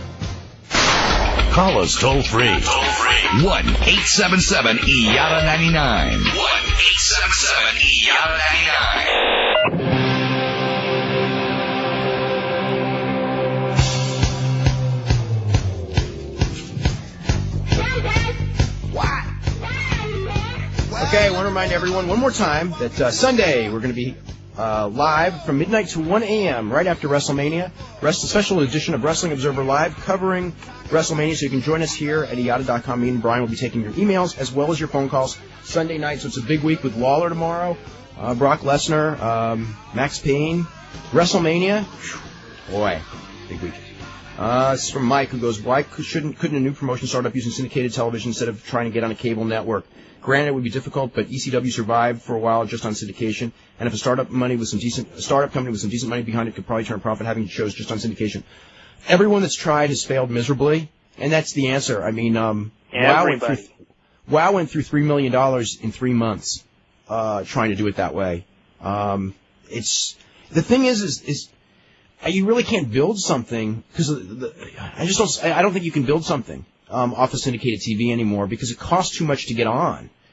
And I mean, look at the $3 million they lost in 3 months with the time slot that they had. Yeah, with that was $3 million for a midnight time slot through most of the country. If you want like prime time syndicated TV, so expensive. Well, you can't even buy it because that's when they program their good shows. Mm-hmm. So I mean, except in like a small market. I mean, it's just the whole thing, as we talked about this many times today. There's a huge entry-level barrier in this business right now, and that's television. And if you cannot get television on a cable station and nobody wants it, which means you can't get it, you can't compete. And that's all there is to it. And even if you had it, as WCW had and as ECW had, neither of those groups had been able to make money with that in the last. Well, ECW never made money, and WCW hasn't made money since '98. Mm-hmm. So, even with that, and with the talent, and with Paul Heyman, who is a genius at creative, they couldn't make money. And with, all the financial resources of Turner, even with the idiots that ran the company into the ground, they hadn't made money in 3 years. Let's see. Wouldn't Bill Goldberg versus Triple H or Steiner versus Stone Cold draw more money than Mike Tyson at WrestleMania? I don't know. They'd have to be built up. Right now, I don't think so. Yeah, if it's built up, I think that Austin and Goldberg built up for about 4 to 6 months. Could. He paid $3 million for one match for Mike Tyson, so he could pay Goldberg that or equal that. You know what? It's a good point. I want to tell you something. You're right, but he won't do it because it will upset the salary structure. He could pay Mike Tyson $3.5 million, and everybody got upset, but the bottom line is that Mike Tyson is an outside celebrity, so the wrestlers don't compare. Nobody in wrestling, in their wildest delusions, not Austin, not The Rock, not anyone, knows that they are the pay-per-view draw that Mike Tyson was then. Okay? I mean, not so much now, but then. Mike Tyson was the king of pay-per-view. And Mike Tyson was a huge celebrity and all of what he brought to the table, and it was that thing was a big, big success. Now, to give that to a wrestler, all of a sudden, if they were to give that to Bill Goldberg, maybe Bill Goldberg would be worth $3 million for one day. And he may very well, done right, could be. But then what will Hunter and Undertaker and Kurt Angle and all those guys who are sitting there not making anywhere near that kind of money, who will go, I've been with you through thick and thin, I've been out on the road 200 days a year, and you give this guy this much money for one shot, and we're working 200 days and we're not making that? That's the problem that you do if you pay Goldberg what he is worth for that match. And that's the whole... It's a game. It's all going to come down to Vince, though, because if he wants to do it, he's going to do it. I mean, when Lawler's on tomorrow, just ask him what it means to be through thick and thin with Vince McMahon. Nothing. No, that's right. If Vince still wants to do it, yeah, he'll do it. But morale in the locker room is something that they really are careful about, because one of the reasons the WWF came back so big from a few years ago was because they had such a cohesive locker room, and one of the reasons WCW self-destructed was because they had a bunch of prima donnas. Yeah. Let's go to Chris in Toronto. Chris, what's going on? How you doing? Doing really good. Good. I just wanted to make a couple points and ask a couple questions here. First thing, Scott Steiner last night, I thought was really professional of him to even, he didn't even have to show up. And then he jobs to Booker T. Well, he really needed to show up. He really needed to show up, and he really needed to drop the title. But you're right. He was totally professional. Yeah. Second thing, I don't know if you guys heard about this, but TNN showed Raw in Canada last night live. I know. Really? Yeah, they did. Wow. Which I thought was really odd because, the only one that they showed on TNN in Canada was the first Raw on TNN. Yeah. But I don't know what's up with that. WCW, WWF video games. What do you think is going to go on with that? I don't know. I think that they'll try to do separate licensing for now to keep the brands different. Yeah. And the fourth thing, actually, is someone had called in and mentioned maybe bringing the WWF title over to WCW. Now, by them doing that, wouldn't that, give some credibility back to the Intercontinental title? If they made the Intercontinental title the main event on 3 or 4 straight pay-per-views, it would bring tremendous credibility to it. But they would have to start building that title up for months before the world title left. Yeah. Because I mean, the thing on that is left and they started pushing the Intercontinental title, would mean nothing. That's a gutsy move. I don't know that I see them giving up their world title for 3 or 4 pay-per-views. I think that will be the prevailing thing of when, if someone were to suggest, hey, why don't we do this and have Booker T, I'm throwing out a name, have Booker T come and win our world title because it really helps that side.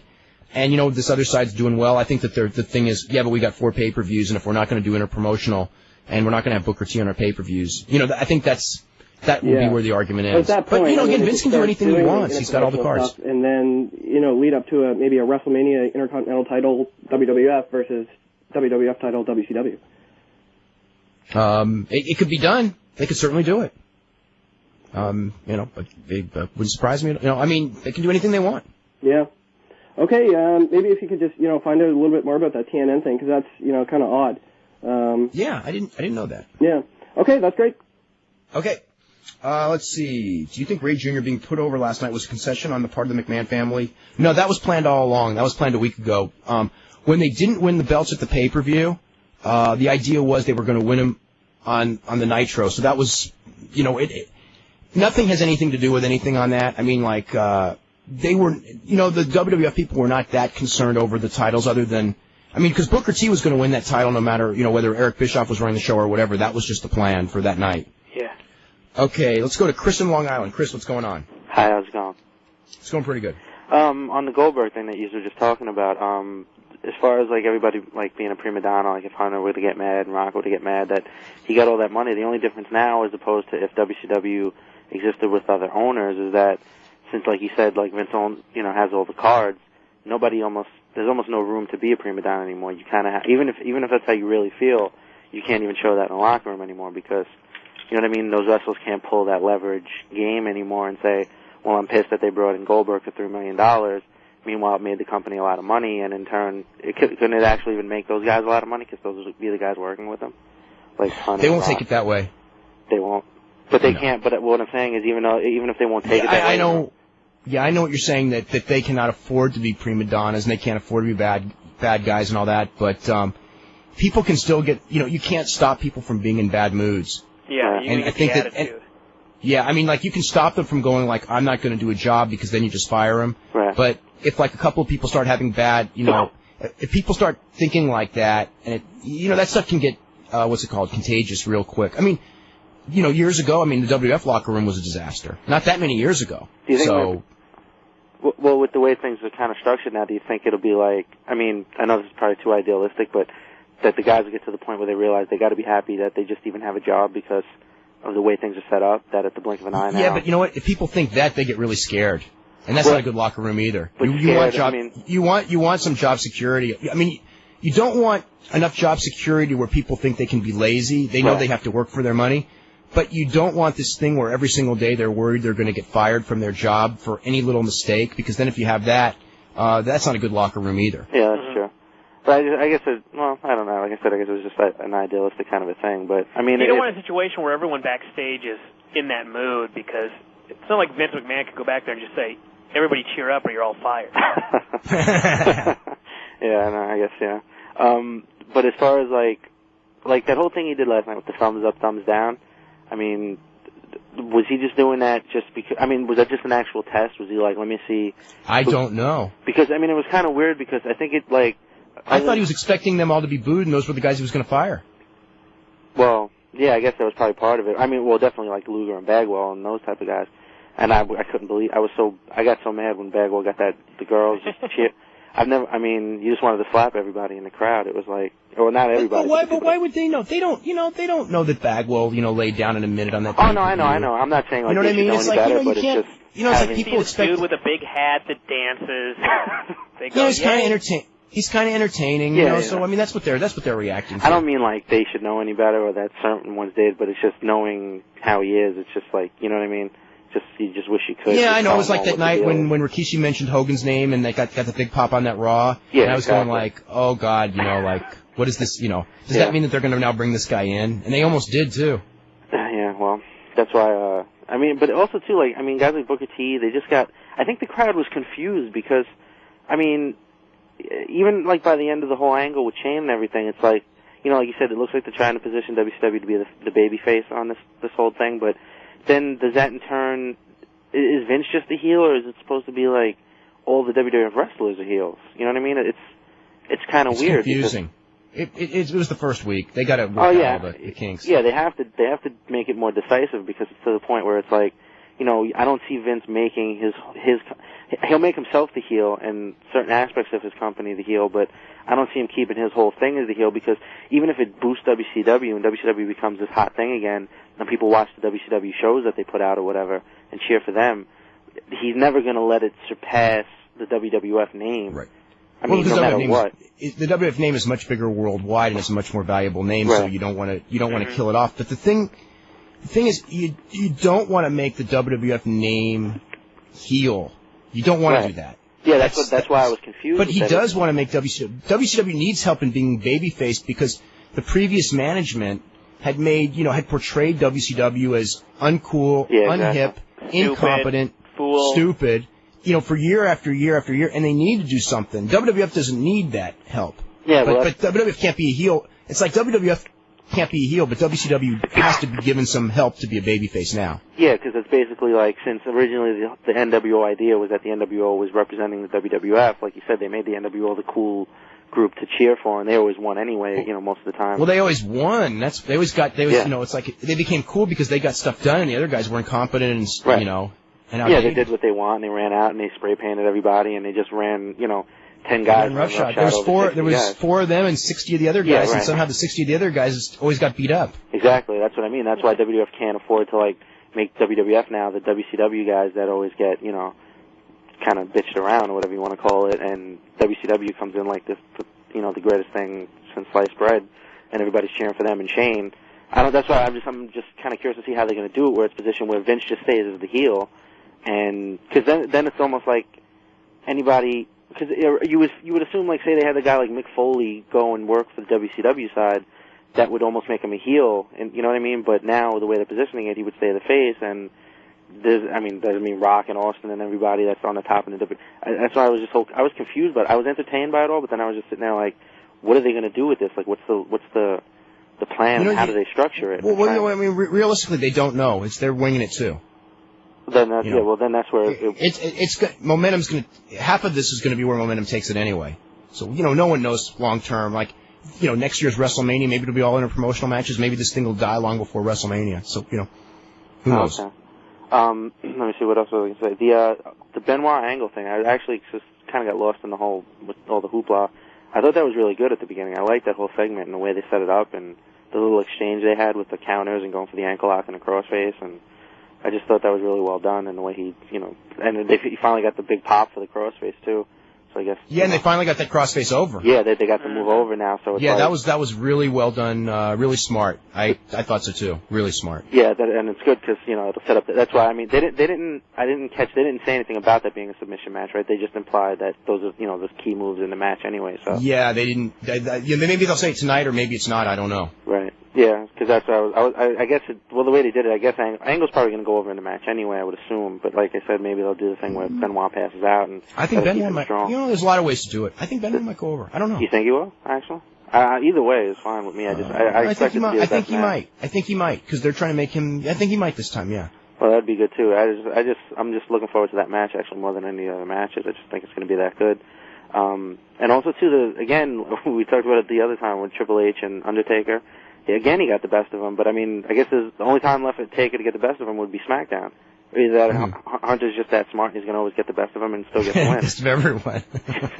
They can't put Undertaker over. I hope not. No, that'd be really dumb to put Undertaker over. And then even Kane, got Kane attacks him, and what did he do? He low-blowed Kane and made Kane look stupid, and Hunter comes out of everything looking like $1 million. I know. That's why, I don't know. All right, that's about it. Okay, no more time for any more calls, Al? Okay, Mark, one quick question. Yeah, I'm talking for all the disenfranchised wrestling fans who stopped watching about a year ago because we were insulting our intelligence. But I want to tell you, the 15 minutes of the first hour was, to me, and I've been watching wrestling since I'm 40 plus, and I've been watching since I was 8 years old, was probably the greatest television wrestling 15 minutes that I've ever seen. The concept of having it on two networks at the same time, McMahon turning the audience in the last second, getting his revenge on Ted Turner, saying he's going to come down at WrestleMania and beg him to sign the contract. That was a great line. Pardon? Especially because it wasn't going to happen. That was so great. I thought that was great. I said, how is he going to get him to do this? He's not going to do this. Yeah, that's what I was thinking. It's like in no way in a million years is Ted Turner going to WrestleMania, and I thought that. But what a great line. Yeah, what a great line that was, though. But it's Vince's. That was like, at least we got to see Vince's fantasy. Vince's fantasy is Ted bringing the contract to him. He didn't get it, but it came really that's what he wanted. I just think he was so great. It was so entertaining. It was so well designed. It did not insult for the first time in like a couple of years. I was not insulted watching it. I was engrossed, and it was just both technically and corporately and contractually just phenomenal. And also the wrestling law concept of he who signs the contract is the one that owns the thing, even though he had nothing to do with setting up the contract, is also, a far-fetched concept, but I accept it in the world of wrestling. They've been doing that. They've been doing that one in wrestling. Those swerving people into contracts. Well, you didn't read the contract thing, right? For the first time someone signed it owns something real. It was such a bizarre mix of reality and wrestling reality. Well, the whole show was, because I think he was firing people for real, but we don't know. No, I think the whole thing was to get the crowd up that he was going to keep them around, but then his punchline is, no, if they were right here, I'd fire them all, and then he gives Shane the whole place, so nobody's getting fired, or at least most of the important ones aren't. I just thought it was great, and again, I've pretty much stopped watching wrestling, but when I was flipping through and I saw him on Turner, then I stopped and said, this is something to see because this is never going to be, this event, this basically was a wrestling event program will never happen again. No, this was a once-in-a-lifetime thing, and that was pretty much it. We are totally out of time. I want to apologize for not getting to everyone else's calls. We will be back tomorrow at 5. IATA now has 13 shows. 10 are extremely professional entertainment, gossip, sports, fitness, and sex advice programs. The other 3 are really fucked up comedy shows. Check them out. Uncensored. Only on IATA Sex and Comedy. Do you smell what The Rock is cooking? This is Dave Meltzer, host of Wrestling Observer Live here on IATA.com, and coming Sunday, April the 1st at midnight, join my colleague Brian Alvarez and myself as we host a WrestleMania 17 wrap-up show. We'll go in-depth and give you the inside information on what happened at WrestleMania 17, as well as our views and thoughts on the show.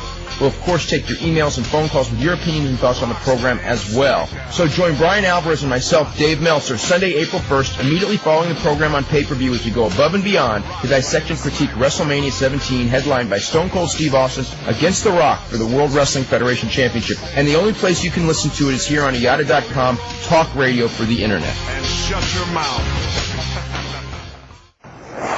Ever get really sick and just not know how you're going to get over it? So did gold medal skater Scott Hamilton. When I got cancer, I had no idea whether it was going to be terminal or if it was going to be really painful. At the website teamcentral.net, you can hear how Scott Hamilton and other athletes and musicians worked out their tough times.